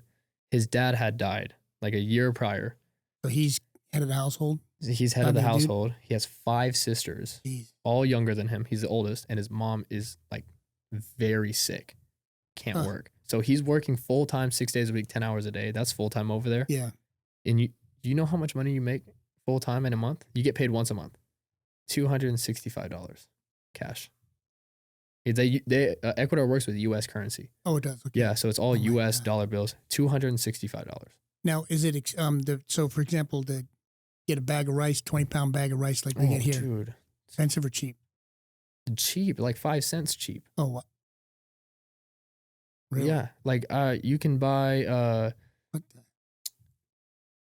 Aramis and my friend Thomas, they revisited Ecuador while I was still there. Yeah. They came back and I'm still living there. I took them to this place. I was like, oh, I know this, I know the town. Yeah, right. I know the whole place now. So I'll take them to this shop that I always like to go to. And you get this plate, boom. It's like this big. It's huge. Their type of food. Mountain of rice, giant pieces of chicken on it and sauce all over it. Yeah. $5. It's like ridiculous. Every time I bought that plate, it lasts me 3 whole days. Yeah. Leftovers. Yeah. You literally 3 days, it's a full dinner for meal. $5. Yeah. But I learned what relativity was. Oh yeah. Because I was gonna stay, honestly. I was just gonna say, because I couldn't make enough money. The tickets were $700. Yeah. I could not make enough money. It would take me a year to have 700 extra. Extra cash. Yeah. Because I also had to pay the people I was living with. Yeah. I had to give them cash. And I tried to find an apartment. I found a 3-story apartment, fully furnished, with a hot tub on the roof for $300 a month. And me, I'm from America, so I was like, $300, I got that. Yeah. Let me get a job. Nope. Can't afford that. No, because that's expensive. You were working, Full at the factory. We'll call it the factory. Yeah. And I was like, $250, $260 a month. Yeah, it's also like her being the daughter of that guy. Yeah. Every time they would come and like have a meeting, right? Mm-hmm. They would pretty much call us up there. We're like the servants. Yeah. So like I was literally the lowest of the low. It was very awkward because she would be being treated like a princess there. Yeah. But then I'm her man's, but I'm a servant right now. So I'll go up in there and like I would literally have to, if they drop trash, pick it up. Go pick it up and stand in a line shoulder to shoulder and just wait for it to be told something. To go somewhere else. To do something, yeah. And then once they're done, you go straight back to handling the boxes and the car parts and throwing them up. Yeah, putting them on giant shelves. And dude, they didn't have anything for us. Like there's, in Costco, right? How big those things are? Yeah. That's what it looked like. It looked like a Costco building. And there was boxes that need to go on the top. There's no lifts. There's just ladders. And I'm talking heavy. And 30 feet, 20 feet. Heavy boxes. We had to carry them, like teamwork, carry them up ladders. Just 2 ladders together next to each other. Yeah. Literally 2 giant ladders right next to each other. One guy would walk up and hold the back of the box, and you would have the main part of it like a squat. Yeah. Have it along your shoulders. Coming up behind you. Yeah, and you're just like this, and he's just pushing it on your back. So then while you guys both walk up, he's applying that pressure, and you're applying that pressure. So then you carry it all the way to the top. I went through it with these guys, and I learned so much about people because I used to be sad before that job. I was kind of like sad that I couldn't go home. Mm-hmm. But then I saw that kid Javier, and I learned his story. After I learned Spanish and stuff, I was able to talk to them and realize, oh, this whole time I was working with you, like 3 whole months it took me to really learn Spanish. I didn't realize that you have this much problems in your life. You would never tell, because he was always like, oh, like, See, it's funny. Buenos dias. Yeah. Always happy. And always happy in the day. Yeah. And that's what's, it's funny because I use this concept all the time, and it's probably been on my podcast before, is I tell people, people tell me the same thing. Man, Doc, why are you always in such a good mood? Because in life, you have 2 choices. Mm-hmm. Either in a good mood or a bad mood. There's no such thing as in the middle mood. You know what I mean? Yeah. Nothing like that. Because if it's in the middle, it's a bad mood. It's bad. Right? Yeah. So if you wake up in the morning, you're not feeling good, you better look in the mirror and then get your shit squared away and just tell yourself, have a good day. Because this analogy I use with people, every year you go to the park and, you're with the nieces or nephews and you don't have the kids yet. I got that plus. And, you're going to feed the ducks, right? You see the ducks on the water. They're just smooth sailing, bro. You got a swan, you got a little mallard, whatever the heck the duck is. Yeah. Smooth sailing. That's the way we need to approach life. Yeah. Right? You should have water off a duck, right? If it just rolls right off. Shit hits the fan, just let the water roll over, right? But underneath, that's what you're doing. Kicking like a motherfucker. Yeah. Yeah, right? Your legs are kicking. Kicking like crazy, because life is not easy. I mean, here's a prime example. He's down in Ecuador, but on the top, you're happy. I was chilling, because also, too, is there's always somebody that has it worse than you. Always. I was in the Philippines, before I went into the SEAL team, and man, the people, like, I do not have a bad day. No, Mark told me stuff about that too. He was in the Philippines too, and Ecuador is no better. As well. But this is what happens a lot of times with our country, is the fact that people need to go abroad to see what it's like to live differently. When I was in the Philippines, they didn't have tile floors or cement floors. Mm-hmm. It's a dirt floor. Exactly. The dirt is so swept that is concrete. It's concrete, yeah. It's like concrete. The same thing in Ecuador. That's cool. That's, I mean, it's not cool, but like the same thing. But then what it does is allows us, you're sitting we're sitting across from each other right now. We have the attitudes of, we don't have a bad day. Yeah. Because Javier, today he's probably still there, probably the same company. Yeah. Or people like him, and we are blessed, bro. No, it's like ridiculous. We're blessed. A realization that I made was absolutely insane. This is after I came back home. Yeah. I never realized how big our buildings are and how big our houses are here. Yeah. Like even it was when you think it's normal. small. You know how normal it is? Like I grew Yeah. up in apartments and stuff. So like to see an apartment complex, Mhm. to me, all these are small apartments. Yeah. No, I came back to see the same apartment complex thinking those things are huge. Exactly. Like, damn, that's a big complex right there. Or condo or whatever the case, like townhome. Yeah, and over there, like, you know, I've been invited to dinners inside of mud huts. Mm-hmm. And oh, yeah. I'm not going to lie to you, some of the best food I've ever had, man. Like, yes. dude, Yes. the food, they eat guinea pig over there. Yeah. Guinea pig. Yeah. I didn't eat it until like my last day in Ecuador. I just couldn't get myself to do it. In the Philippines, I had dog Oh. on a rotisserie, bro. Oh. Yeah. And they have over there what's called balut. No. It's a chicken egg right before it's and Hold they on, you stick tell in the me stand. that's real? Oh, They yeah? actually eat dog. Yeah. It was at a Catholic christening, bro. A christening in a rotisserie. I love dogs. I know, bro. Me too. Little. I And a love guinea pig, dogs. dude. And Yeah. I was in French Guiana down in South America. Yeah.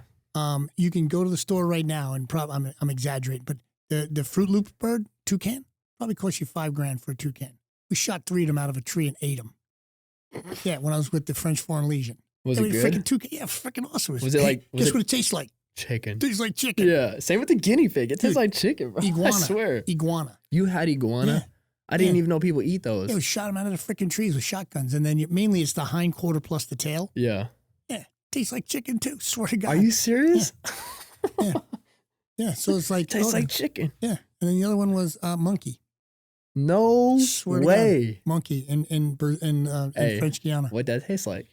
It was kind of like really greasy, really Ew. dark and greasy. Dog is very dark and greasy. Was it good though?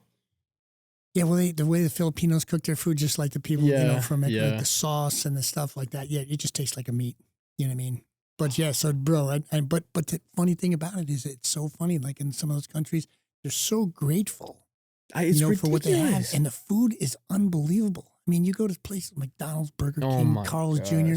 You probably got in a good way spoiled because now what you're looking for is you're looking for a rice dish with some sort of clean meat on it. You know, I still eat arepas. It's like corn smashed patties almost that you kind of fry on a stove, right? Or like griddle almost. So good and clean. It's so clean. For yeah. Matter of fact, I have never still to this day been as healthy as I was than when I was in Ecuador.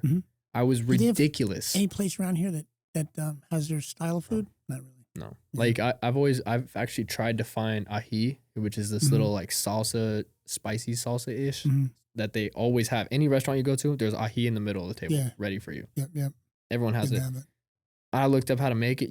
I can't trust it because every single place there, it's there's no corporate things. Yeah. There is some McDonald's in the big cities. You can go to McDonald's and even there, all the food is local. Yeah.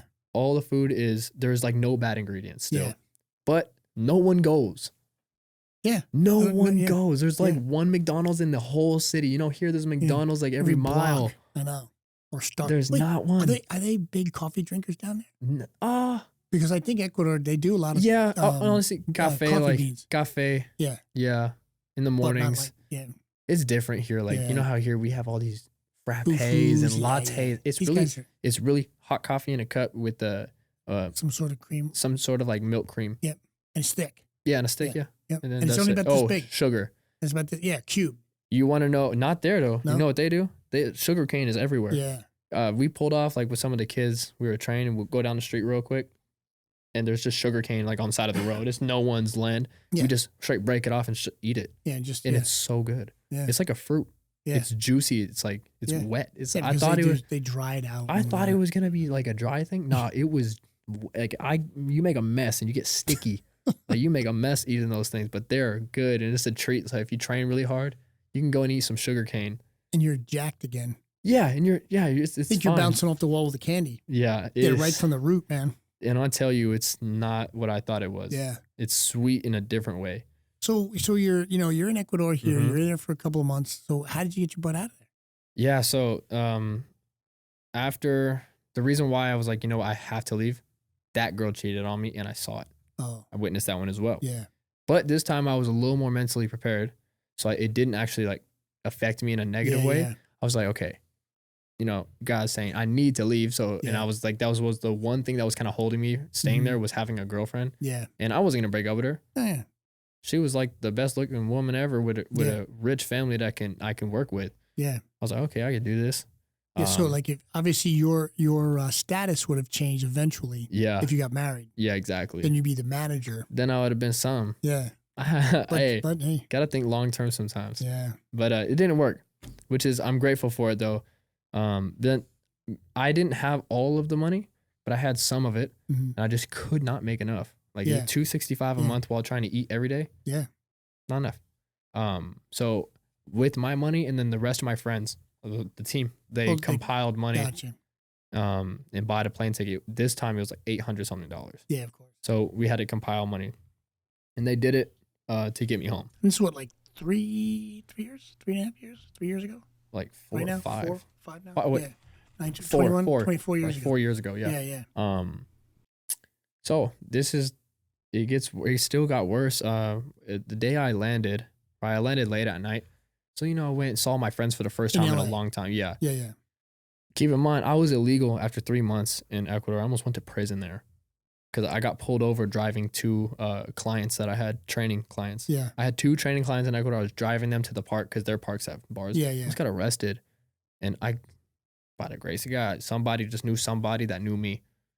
Or like I knew someone who knew someone. Yeah. And she just happened to know the police chief. She said, and I was in handcuffs in the back of the police car. It was not good. Not good. You know what I was doing? The police, they don't know how to speak English. They're talking to me in Spanish and I can understand them. Yeah. But I just act like I don't know what they're saying. Because I needed to kill time. Yeah. I remember sitting in the back of the car, and they're just like talking to me, saying a bunch of stuff. And I'm like, I don't know what you're talking about. I'm just from America. I don't have anything. And you start speaking English as fast as you can, you'll literally like destroy their brain cells. Yeah. And I destroyed their brain cells because I had done it to people before. Like people that had issues with me. Like if I went out at night with my girl and some guy wanted to press me, I would start speaking English super fast, and they'd be like, they would walk away. Yeah, walk away. Yeah. Same with the police. I made them walk away. Gave just enough time for that woman to make a phone call. And she made a phone call. It was my client's mom.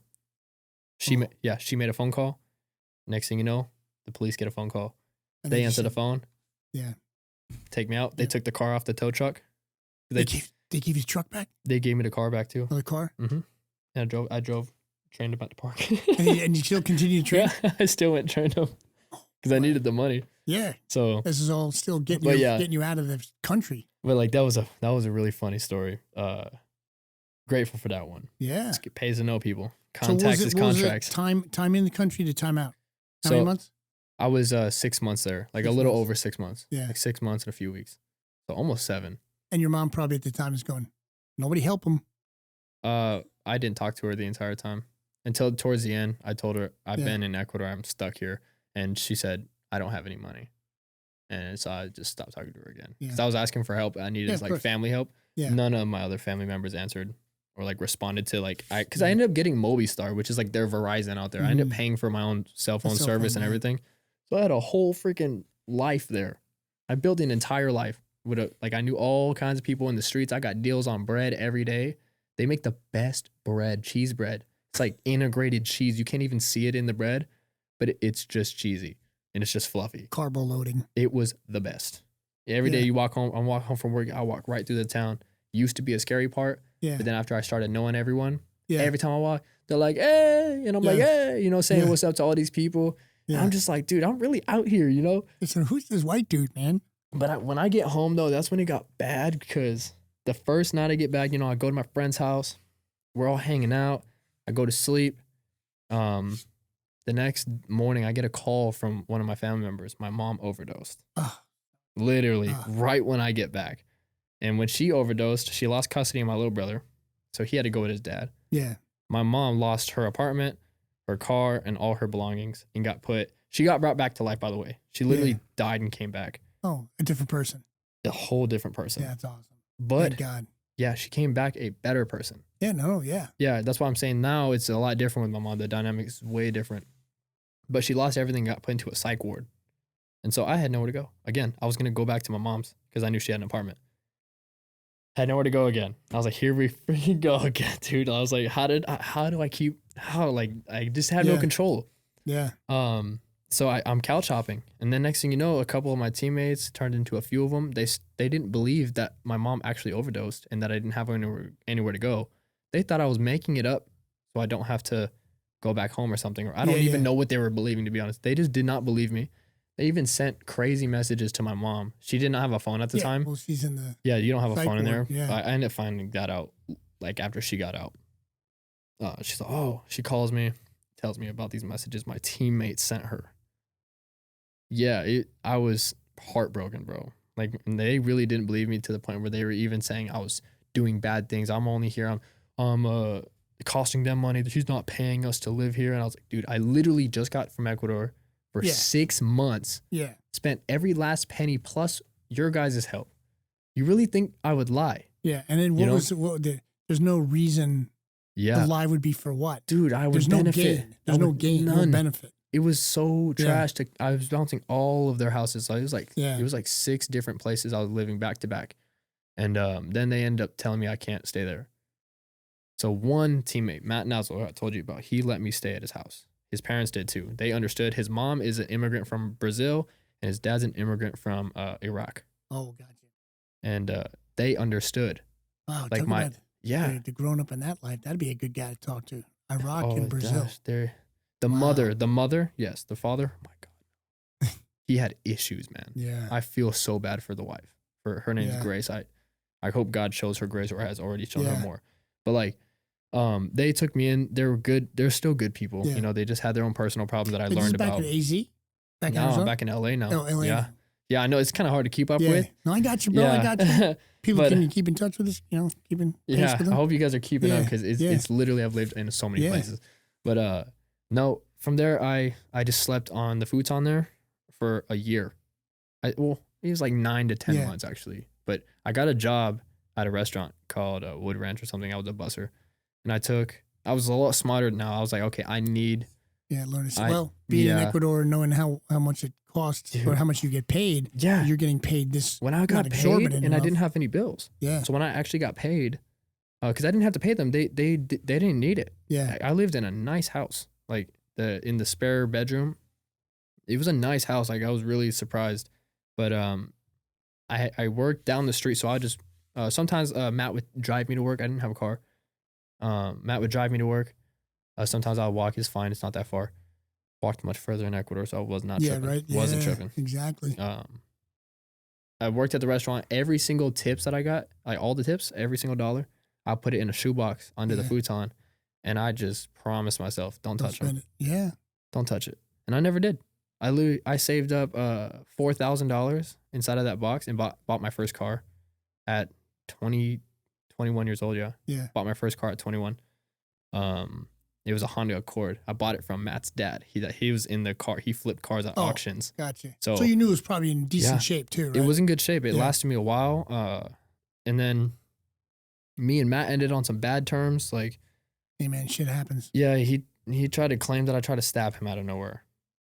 Like stab, not proverbial still. No, like stab him with a knife. He tried to say that I tried to stab him. He got upset with me for some shit. And I was pissed too that he was mad. He would get like that a lot too when he didn't take his medication. He was on a lot of medication, like a lot of ADHD medication. So when he wasn't on it, he would flip. Yeah, that happens. He was some crazy stuff in that house. But at the same time, super good memories. You know, like I had great memories with Matt. I'm actually like, I have no bad blood with him. I just understand, you know, like I'd rather just understand than just be pissed the whole time. Well, a lot of times too is, you know, people as they're watching this podcast, they can see the foundation you're building and who you are in the beginning of the stages. You know, you got this tightrope thing going on. Then all of a sudden, even though you were in Ecuador, you know, for a while, there was still some foundation and some you know, like better term, that foundation to where even though you weren't making the money, you're living okay, meeting people, you know, wasn't so edgy. But now when you come back home, a little bit of this comes out, but you're still more grounded than you were when you were, 17-year-old walking the street. Yeah.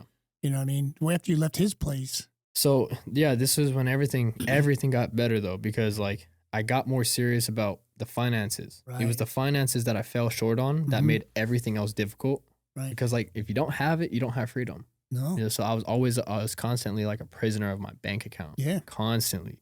And it sucked. Like so are most people, no matter what age. Yeah. Not just because you're 20s. That's why I'm saying I was just super grateful to go to it at 20, 21 years old, Yeah. 17, 18 years old. I'm grateful for it because now I'm 25 now, but like I have an understanding, you know, and I definitely am building and building and Yep. building. So, but after that, I talked to Lamont and Mark.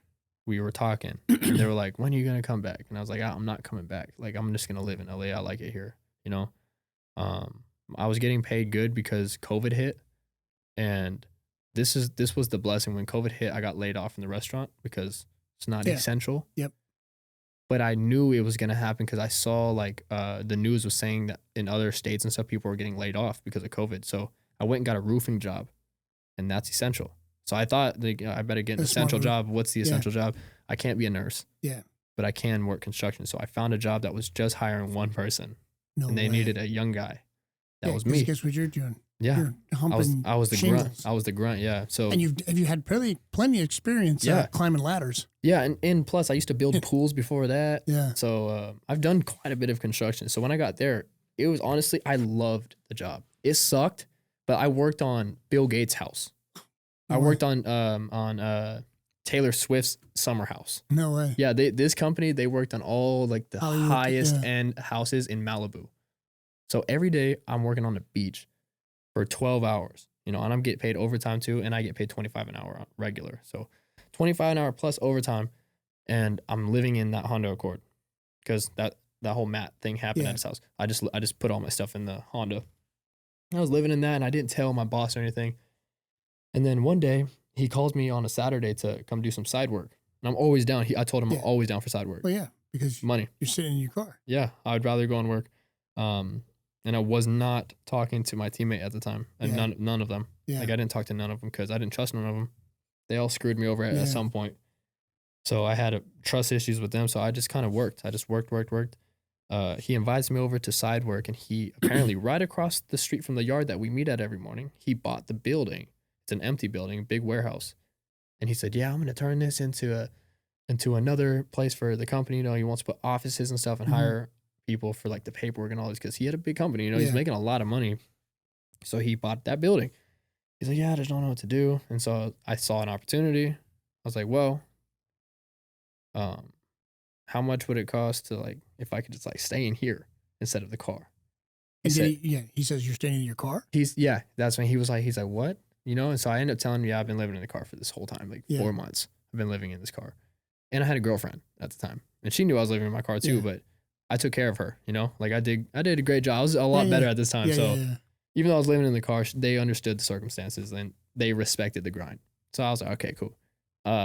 He told me this. He said, look, I need offices to be built in here. He said, we could start with one. So he already owned the building. He owned the whole building. Okay, so gotcha. he said, if you help me build a whole room for an office in here and the bathroom, you could stay in it. So I learned how to do sheetrock, all of it, framing, plumbing. I built a shower, put a toilet, a sink, all the electricity, the AC, the heating, insulation.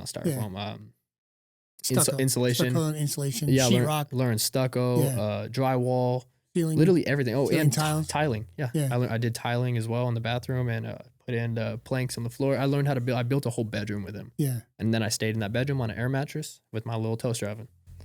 I was living though, because now I have no bills. Yeah.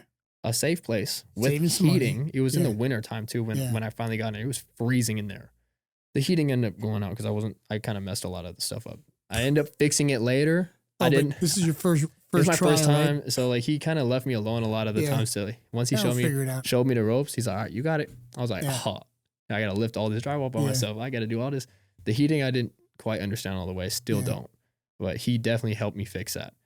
But throughout the winter though, I didn't tell him because I thought he was going to get pissed. So I was like, I need to just, because I fucked it up and we covered everything with everything. So it was like, it was a whole demo job to be done. Ooh. Yeah. Would you have a little space heater you stuck in there? Turns out though, like after, way down the line, he if anyone could understand what I was going through, it was him. he went through the same thing when he was the same age as me, and he lived in his car, and his family kicked him out in high school, literally like almost to the T, minus the living in another country. Yeah.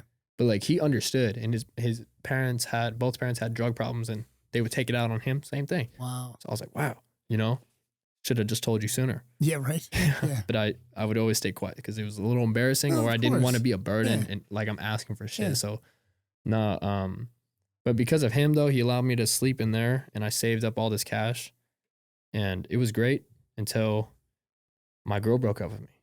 Damn, dude, there goes the damn girls, bro. If the audience is watching this, I think we're on number 3. Yeah. Oh, and there was like a couple other ones in there I didn't mention. Yeah, we won't do that. Yeah, there's a few other ones I'm not going to mention because they're too short to mention. Did you bail from LA and come back up here? Yeah, so that's when, because I had already known Lamont and Mark and stuff. Oh, yeah. But we talked, and Lamont is, he's getting this new gym, And so. Playground. Yes, but I was like, okay, but he had plans for it. He didn't find anything. He just had plans to get a new gym. And I was like, okay, I need to do something, like me and my ex at the time, we didn't end up on bad terms. It was COVID that pretty much made her break up with me, which I had like some dream some night that she broke up with me in my dream, and I like went back to Fresno in my dream, and then the next day she broke up with me. So I literally said, I'm going to move. I literally just packed up and moved. I quit. Like the same day I told him that, and that next day, my mom had just got out of rehab, and I had a lot of money on me. I had like $6,000 or $7,000 saved up. So like I felt fine to move. Yeah. But I knew it wouldn't last for that long. Still had the Honda Accord. Yeah. So I told my boss that, hey, my mom's out, but she has no one left now. The whole family like disowned my mom. Yeah. They did not like her. So I was like, you know what? And he understood. He said, you should go. Take care of her. He said, go take care of her. So I said, okay. And let him know. You still keep in touch with him at all? Not really. He was like that one father figure who was like super strict, but not always there. Like he would just let you handle it. Yeah. Like, don't involve me, but like I believe in you. Yeah. That was good. It was fine. He's my boss, so it's not really a father figure, but he took care of me a lot, and I appreciate him. Yeah. But I ended up going back to Fresno. I went straight back, but I did not go back without lining up a job first. Nice. Because I've learned that, like, come on, like I moved to AZ. Yep. Didn't have a job, and it took me a while. Mm-hmm. So I'm struggling there. Got a job. I was like, okay, that sucked. What'd you pull out up here? Lamont. Okay, check. Yeah, I hit him up. I said, hey, I'm moving back. Like, do you need any coaches? And he was like, yeah. He's like, I'm always down for a coach. I said, okay, I'll come coach classes. Like, I need some coaches, some classes, So my boy Austin, still really good friend of mine today, I lived on his spare bedroom while I was figuring out what I was going to do. And you still had a little bit of your pocket money there. A little bit. A little bit. Like, I did spend a good amount, though, like on the travels. My tire exploded on the way. Yeah. Mark came and helped me fix it at 2 a.m. in Tower District. I literally rode the whole Grapevine with a blown tire. The whole thing all the way to Fresno. And so he came. I didn't have a spare tire, but I had the crossbar. And he didn't have a crossbar, but he had a spare tire. So I woke him up, and he just came. Like, good. That's why he's my best friend. You know, like, I woke him up. He straight pulled up, met me at Tower. We fixed the tire, and I drove back, slept on his floor for a little bit. And then I moved in with my boy Austin and his family, which I've known them since 7th grade. Oh, gotcha. So that's why. He's local. Yeah. So I lived in their spare bedroom for a little while, and I had a plan, though. Like, I had a plan to move out. I was just waiting for the new gym thing to happen. Right. Where is it going to be? So I can see, I want to move closer to it. Mm-hmm. So and that's when Lamont and I end up moving in together. Yeah. So he got that new gym. We found the apartment complex right on the other side of the street. We got a 3-bedroom apartment, split it. My rent was like $500 a month. I was like, this is easy. Picked up the classes, got more clients, and did that for years. Did that until I was like 24. They got $500 a month that you're split in 3 ways. And then when you're in Ecuador, you have a $300 payment for a 3-story with a jacuzzi on the top. And you think to yourself, let's see, maybe I should go back. Maybe or, make a little bit of money. I wanted to go back. I wanted to, but start a gym down in Ecuador. You should. In the quiropráctico. Yeah. You know what I mean? Necesitas practicar español también. Ya That's it. sabes. Yep. You know, who knows, man? We'll be at the beach, you know. But, so then you're back for a while. Yeah. So pretty then you much started training from there. Like I a just lot of been the kids. I've been training. Most of them were all like ninja Mm-hmm. because the gym was like a lot very geared towards ninja warrior stuff. So like I can do all of that stuff because of calisthenics. Right. Because of calisthenics, I can do a lot of things. So I coach a lot of ninja stuff. Most of my clients were all ninja. And then when the gym closed down, I lost all of them. Right. Well, of course, they had no place to go. Yeah. Yeah. Well, I couldn't bring them here because we had talked. I had felt it coming. I remember talking to you, and I just knew that those same clients that wouldn't come here, I would have to rebuild. Yeah. You know, because Gabe ended up opening up another ninja gym, so they all went to that ninja gym. Which respectfully, so I would actually recommend them to go to there if they want to do ninja. Yeah. Go to and the we don't ninja. have that. We don't have that go here. to the ninja gym. Here's more functional getting it. Now, actually, you could be training kids to be stronger to then eventually do very, very well at his place. Yeah, exactly. You know what I mean? Yeah, it's funny when we talk about, health and fitness and nutrition and things of that nature. A lot of times people have coaches. Mm-hmm. Coaches are good with sports sometimes, but are not good for conditioning. Exactly. In our facility here, just on a side note, we have the chiropractic, which does, the maintenance and working on the body. We have strength and conditioning. But then you would go to your baseball coach, your football coach, and do coaching drills. Yeah. You know what I mean? See, that's that stuff right there. That's a concept because a lot of times people think the coach knows how to do strength and conditioning and powerlifting and bodybuilding and whatever the sports, because a lot of times they're not getting the right type of strength and conditioning. Yeah, maybe they understand the sport and how to play the sport. That's the way, in my opinion, the way it should be. That's how it should be. And the it should be broken up. The coach should know how to play the sport, and that should be his specialty. Mm-hmm. Outside of that, like when it comes to strength, you should have a guy that really is experienced and enjoys doing that. Going back to the guy. Yeah. Going back to Doc. So the question that I have, which is great from the fitness point of view, but, a little side note on the side, because you got kind of a little thing going right now with the music. Yeah. And I've known you a little while for that. What got you into the singing, the rapping? And so that started with my mom as a kid. Mm-hmm. She would always like play hip hop around me. Mm-hmm. And then we had a lady in the apartment complex. She was a DJ. She would burn free CDs for me every time. Like, no way. I wanted more music. She would just say, "Hey, write a list of any song you want, and I'll burn it on a CD for you."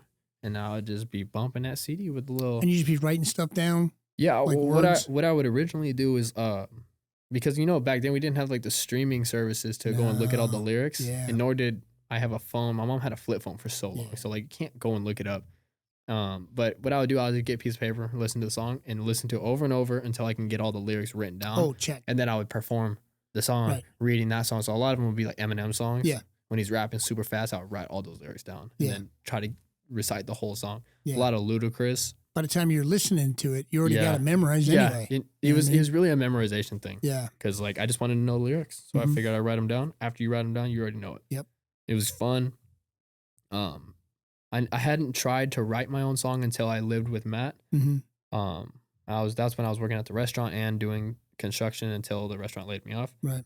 And I wrote my first song inside of the Honda when I started living in the Honda. Bro, that's awesome. I wrote my first song in the Honda to some random YouTube beat. Dude, you can't make that shit up. No, and the song is called 1 Million, and it's literally in the song it says 1 million is the worst case. That's what my life's gonna be. 1 million, the worst case. Yep. I'm striking them out before they can even get to first base. Yep. So like I wrote that song and it was like super inspiring to me at the time. Then as time goes on, I started working at the playground and stuff, and I was getting really good at calisthenics still, and I was practicing a 900. I practiced a 900. That's a 2.5 spin regrab. Yeah. Because I was already doing 720s. I was like, oh, I need a 900. So I threw a 900. I remember grabbing it with 2 hands. Would have been first in the country for sure. Didn't catch it. And I was like, oh, so close. So instead of like, okay, let me take a breath, I just jumped straight back on the bar, went for it again, got lost, broke my whole foot in half. Yep. Like snapped. I was here for that. Yeah, snapped. We did some treatment on that one. Snapped my entire foot terribly. Oh, and matter of fact, your mom came in with you. Yeah. Yeah. That's right. See? So full circle here. Yeah, full circle. Like, yeah. So you've been around too, because even way before that, I've come in here. As a patient. Yeah, as a patient. Yeah. Mm-hmm. But funny, before we'll continue on, but the funny thing about this is, and this is what I love about the podcast that I'm doing, is that, we're interviewing a guy, 25 years old. He's gone through a laundry list of things in his life, but every day he puts that piece of armor on, and whatever it is in your mind mentally, you put it on every day. And the idea behind it is, you're going through these things in your life where most people don't understand that. That's why I think this is kind of a cool podcast, because you got a young guy, 25 years old, good shape. He got a little rapping. He's got a great girlfriend, and you've seen some clients in here and whatever. And you think, oh my God, everything is just hunky dory. We're in the conservative part of the country, Central Valley. Everything's good. You start peeling away the layers of onion in people's lives, and then you sit down and you're like, what the? Yeah, because I don't even think you knew most of that. No, I don't bro, think, because I don't go around telling people like, hey, listen to my whole life story right now. Let me just sit here for 2 hours with you and tell you all the shit I went through. Like, I don't. But that's the cool part about when you just get regular people on here, and actually just from an audience point of view, he was outside doing some training out there, and one of my clients or one of the guests had to cancel today. So I'm like out there with him and Mark, and Mark's like, hey, put Kyle on there. I'm like, Kyle. Yeah.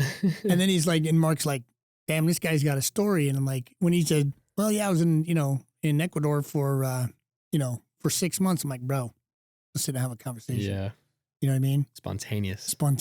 So one of the things, and we'll kind of, get this, finished up in a little bit here, but one of the things that I think is super cool, and actually, Frankie, camera guy, will get all your information, and because I personally like your music. Yeah. I think you do a really good job. Thanks. And you've been to a couple competitions so far. So it was like, I want to we'll finish up with that type of stuff with that, because I want people to, I want to give a shout out to you, and I want to make sure that, people can kind of look at that, so you can get that follower stream. And then what's going to then, some of the people may be able to help you out along the way too. Yeah. You know what I mean? And you never know. You actually might find the best music you ever heard this year. You might. And actually, hey, listen, bro, you were just in Florida, right? Yeah. So before that, let's go back. So you're doing the rapping, you're writing some good songs and things of that nature. You did a local state? I did. State competition that got you to, what was that? How'd you get to Florida? So there's this company called Coast to Coast. Mm-hmm. They do like a worldwide competition. So they pretty much do, I think, over 300 shows from Europe all the way across the United States. Like America's Got Talent type of thing. Yeah, they go through, and I went to the LA one. Check. Just because like one of my friends had done it before, and he was like, oh, you should do it. And I was like, okay, cool. I'm not scared to perform. I'll pull up. Yeah. Man, I love performing. Bro, it's fun. It's like, to be honest with you, you ain't scared of fighting. You're scared of getting in front of the stage. Are you kidding me? And on top of that, you got to remember, I've competed around the world in calisthenics. Yeah. It's the same kind of pressure. Like there's all these people standing there watching. You got to go throw yourself around. It's like, oh, I got to go on the stage and rap the song that I already wrote. And, you wrote and it it's yourself. Already a good song. Yeah. No problem. Yep. And no problem at all. I went up there. I won first place. Like it was, out of how many? Out of like probably 30 plus people. Nice. And it was like not even close. Yeah. I wrecked that whole comp. Nice. It was like it was probably the best show I've ever done to this day. Yeah. That first place is I get a spot in the World Championships. Which was in Florida. And that was that one. Out of that one, I got 6th place out of the 400 people there. Yeah, dude, that's just crazy. Yeah. You know what I mean? Still political. Well, no, I saw it, and I think, do you have it on social media? You have the whole competition on social media? I posted a good amount of it, yeah. Yeah. Because, I got, and I'm those guys, like with this podcast here, is like I'm one of those guys that, has that the dog when they're kind of confused and they're kind of like, huh? You know? That's me most of the time. The idea behind it is I like the music, but then I saw the performance that he did and the place that he got, and I'm like, that older guy, Eminem is probably the guy that's like, I think it's cool, and people like, there's a lot of guys after him that were very cool, but that type of music, I'm like, hey man, this guy did a really good job, and he got what place? And I know nothing, you know what I mean, except knowing how you sounded and how you performed, but man, that's life, bro. It's like, it was judging, great, though. Judging is subjective. You know what it did, though? Like, outside of not taking first place, because it was for $50,000. Yeah. I wanted that, obviously. When I didn't get that, I was like, damn, I really thought I could. I still do. Dude. But like, outside of that, all those people there, they're from all over the place. Yeah. From everywhere. And I had them cheering things for me. Like anything I said, I told them say go white boy, and they will say go white boy. Yeah. And I did that. Yeah. I did that, and I got into the finals too, the top 20 out of all of them, and then performed the same song again. Even turned it up again, and it was No, dude, in the crowd, like it was a huge crowd, bro. I mean, it was a lot of people in that theater, right? Like a theater. It was a huge theater, completely packed. Yeah. Over the limit. Yeah. It was a lot of people there. It was the most people I've ever performed in front of. Yeah. Was no problem. Like I had fun. It was. So I feel like I'm ready for it. Like I'll be all right if the. Are you still writing right now? Yeah. Yeah, all the time. I actually just recorded today. Did you? Nice. Before I came here. Nice. Usually my Sundays Damn, bro, you're being on the headphones all day long, huh? Yeah. I'm at the time. That's what I'm saying. Like I'm versed. I want one of these mics actually because I just like the way they look and sound. Yeah. My mic that I have at home though is pretty good. Yeah. I really do love that mic. Because you said you have a place that you have. Do you rent a place? Yes, it's that same apartment. Okay. But the only difference is the roommates have moved out, and we took it over. And you foamed the walls or whatever they call it, the soundboard, soundboards and everything. So now it's a 3-bedroom house with me and my woman Aramis in it. We have a master bedroom. She has an office, and I have my studio. Nice. It's pretty cool. Yeah. Like we want a house like that, a 3-bedroom house. Yep, exactly. Because like the apartment is, the neighbors, and it's hard to record all the time. Yeah. And like making all this noise. Well, but, it's funny because it kind of finished up on full circle here. Just coming into it is like the audience and you just never know. You never know. Like even today's a prime example where it was like last minute. Either get on a guest or make some comments on what's going on in social media, which we do outtakes and shorts on that on this podcast and things like that. But you just never know. Like I'm kind of like awesomely shocked on like we got a great freaking story today. A guy 25 years old and this is great. I love podcasts. Yeah, I listen to them myself. So being on them is pretty cool, and it helps. Like because I'll share some of this and tag the. And also too is hopefully it gets other people to go, man, I want to get on that damn show too. Is like I got a story to tell because it doesn't make a difference. 25 years old, a guy at a little older than that. Oh, now he's freaking laughing. Right? Of course he's a lot older.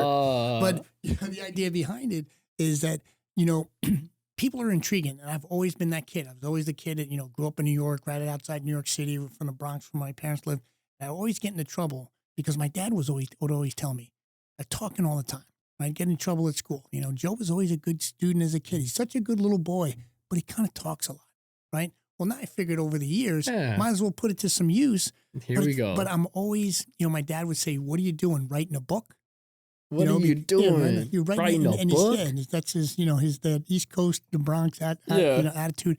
What are you writing a book? He goes, "Hey, why don't you just go out and just be quiet? Are you writing a book?" So really nowadays, it goes from writing a book to doing a podcast because I'm interested in people. And then what'll happen is hopefully the armor that you put on every day, the life that you've had in 25 years, people are going to say when they hopefully see something like this, they go, damn, I was just like that. Yeah. Or he inspired me. We had a lady that was on the show, not too long ago, and she lost like 150 pounds. And, she was a big lady. And man, she just, put nose to the grindstone and just, she did it herself? Mm-hmm, and she did it with, a matter of fact, shout it out because, hey, listen, some people like it, some people don't, but let's help them for this lady. She did a whole program with Herbalife. I mean, you got to do what you got to do. Some of it, Yeah, some of the stuff, you can believe in, some of the things you don't, but guess what? She was able to surround herself by people that helped her lose that weight, and they did something healthy for her. She will live a way longer life. But with this type of podcast, it'll get people to kind of see things to go, man, that dude's done a lot of stuff. Oh my gosh. Yeah. Like, what am I bitching for in my life when this guy's gone through this type of stuff? Lamont, who's a good friend of ours who just passed away, I have nothing, I can complain about nothing. This guy, up until the day he passed away, dude called me Wednesday before he passed Friday and said, hey, Doc, he's on the phone. I saw him Tuesday. He wasn't doing great. Saw him Tuesday, sat with him for about an hour or so. On Wednesday, he calls me on the phone. What? I'm at the office and he's on his cell phone and it says Lamont. And he goes, hey, Doc, I got this lady I got to send you. See, her neck's bothering her. Like, to the freaking very end. Yeah, you see, dude, like, that is insane. If I can even remotely, live my life, and I think I do a pretty good job. And this guy, just amazing dude. And he's even affected your life. He's Frankie, changed my whole life. Yeah, Frankie, our camera guy, we've talked about him. He says, oh, man, that guy was a great interview. First one. He was on the first podcast because I felt that people can get on that podcast and hear him again. Oh, dude, I'm gonna go back and listen to it, dude. And I listened to it again. And I was like, oh man, this guy, he's gonna be missed. But yeah, I'm waiting to see when this guy has service. Yeah, there's gonna be some folks there. Bro. Yeah. Oh yeah. Mm-hmm. I mean, at the hospital, by the way, he had the most visitors they've ever seen. In and out. Over 100 people went to him easily. Easily check him in. Yeah. Oh, that because they do check you in. Yep. Yeah. So with that being said, we're going to use Lamont as one of them. A lot of times we ask our guests along the way, and you've had such a colorful life in just 25 years. Who would you say is a big, nice slab of mortar, that has really influenced your life? Is there, there may be a couple. Yeah. But, give me like one example of one guy or one gal that you can say, man, this person, pulled me up from the bootstraps, or this guy or gal was here for me at this time in my life that made a big impact where I faked left and went right. Yeah.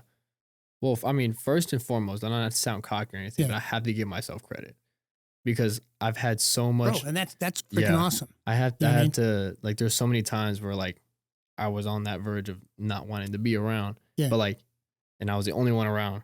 So I picked myself up by the bootstrap to get up out the dirt. Yep. And I give myself that, but I couldn't have done that or had that mindset without some of these people. Because, like, without them, I don't know if I would have made those decisions, you know?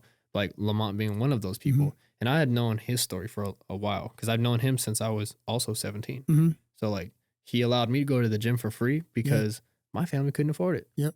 Or my mom couldn't. But he allowed me to go because he knew I needed it. Yep. And it wasn't, I didn't ask. He just told me, and he knew. And Lamont's always been one of those guys to tell you his story unsolicited. And so, like, a lot of times too, just because, whenever I was around just chilling at the gym over the summer, not doing anything, we would just sit there and talk like for a long time, like hours, just talk. And I learned so much. Man, and especially at that time, I thought I had it bad. This is before all that other crap happened. I thought I did have it bad growing up. Dude, no. Yeah, not even close. Never again did I think it was bad because of him. So, like, because of that too, I would think of certain things about, like, how because he had built up a whole gym. He had built a company and he was living off of it. So, like, to me, I was like, dude, you started a whole business and you live off of that. Yep. Like, that's insane already, Yeah. So, like, I would say that him for sure, but also like people like Mark. It's very important, no matter like what stage of life you're in, to have people that you actually trust. Yeah. People that you have like faith into, they'll be there when you need them and you'll also be there for them. That was Mark. So, like, is Mark. Mark could do the same thing. I got a buddy of mine, he's on the back wall here. One of my platoon mates and roommate in college and everything. Shout out to my buddy Rick Dunlap. He's a chiropractor back in Philadelphia. Exercise, guy, great platoon mate, whatever. But if the guy called me up today and said, "Hey, I need to get on a flight tomorrow. I need help," dude. Yeah, I got you. I got about a handful of people like that. I got and Mark you. would be. Yeah, he's that guy. Yeah. Same with Jordan. Yeah. He is that guy. Yeah. And he was there for me. So it still is. Like, yeah. It's the same thing. I'm always there too. Yeah. But, like, just don't want to take any shine away from them always being there. And, like, always putting that effort into our friendship and always trying to, like, for me, like, to get me outside. Yeah. Because, like, a lot of times I'm just like, I like alone time. I do. Like, over the years and of, like, all this crap that I've done, I enjoy peaceful alone time. Yeah. I love it. And I like to record on my own time. I like to sit there and sometimes play a video game on my own. I like to be alone. Yeah, yeah. I enjoy Nothing wrong with that. Yeah. I used to hate being alone. So now that I can actually enjoy it, it's actually a great thing. I learned that if you can't be alone or you can't look in the mirror and still be happy with yourself, then you're not in a good place. Yeah. And so having positive people around you is like, it changes everything. Like, without you knowing either, it just builds and builds and builds. That's Mark. That's Jordan. And last but not least, my woman. Yeah. Dude, great lady. We love you, Iris. Yeah. I love you. Yeah. When I tell you she works hard and she's so hard on herself, but, like, I see this, she stepped up in some of the craziest positions. Like, when I got surgery and I couldn't walk, I couldn't sit up every day. She lived in LA at the time. She took off work and came to live in my bedroom because I still had roommates. Yeah. To live in my bedroom and just take care of me every single day. She got it, like, instant. Oh, yeah. No questions asked. I didn't ask her either. She just did that. Yeah. That's how I know she's supposed to be around. Yep. And that's how I know I will never hurt her in any way. Or Yeah. I'll keep her around and I'll Mhm. do the same thing for you. Yep. Dude, she was like, I couldn't use the restroom. You know what I'm saying? Yeah. She had to help me. Yep. And she, no questions asked. Yeah. It's those kinds of things, you know? It's like when I have those people around, I don't like really seek for external validation. Yes. I used to Yes. in every single place Yes, I was. I of was course. seek external Humans. validation.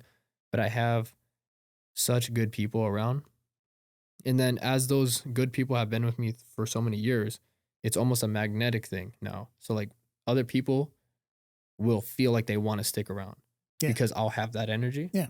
And also, I'm more open to hearing the other people who are also like that, like yourself. Yeah. I think before, like going through a bunch of stuff, and if I was in a wrong mind state, I would have never walked up in here. I wouldn't have cared about my bones. I'll tell you that right now.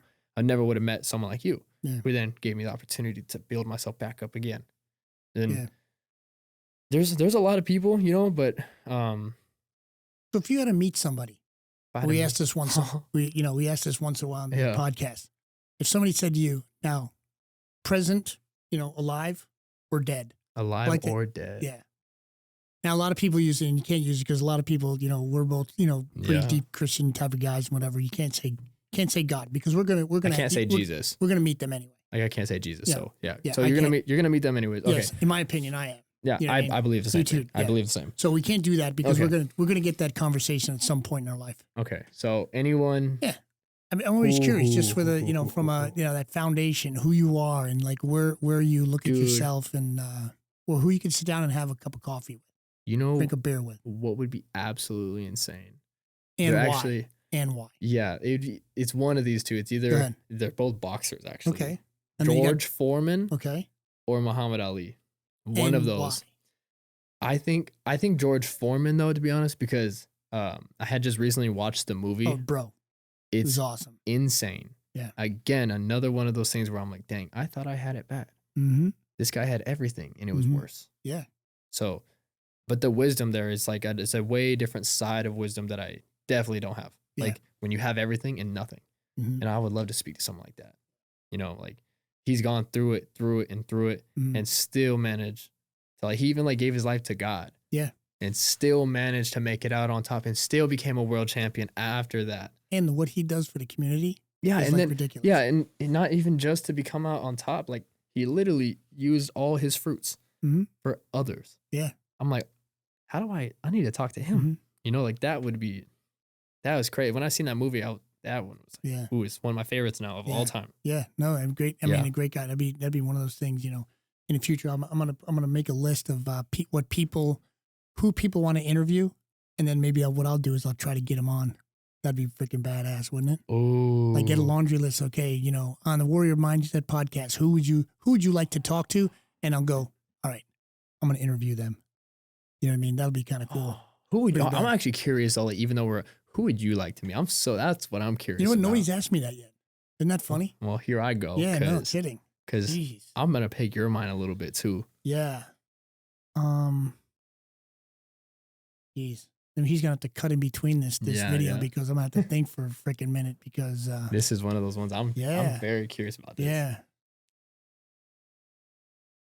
And it's one of those things, it would have to, as much as people are on either side of the fence with this person that I'm going to say, I would like to interview Donald Trump.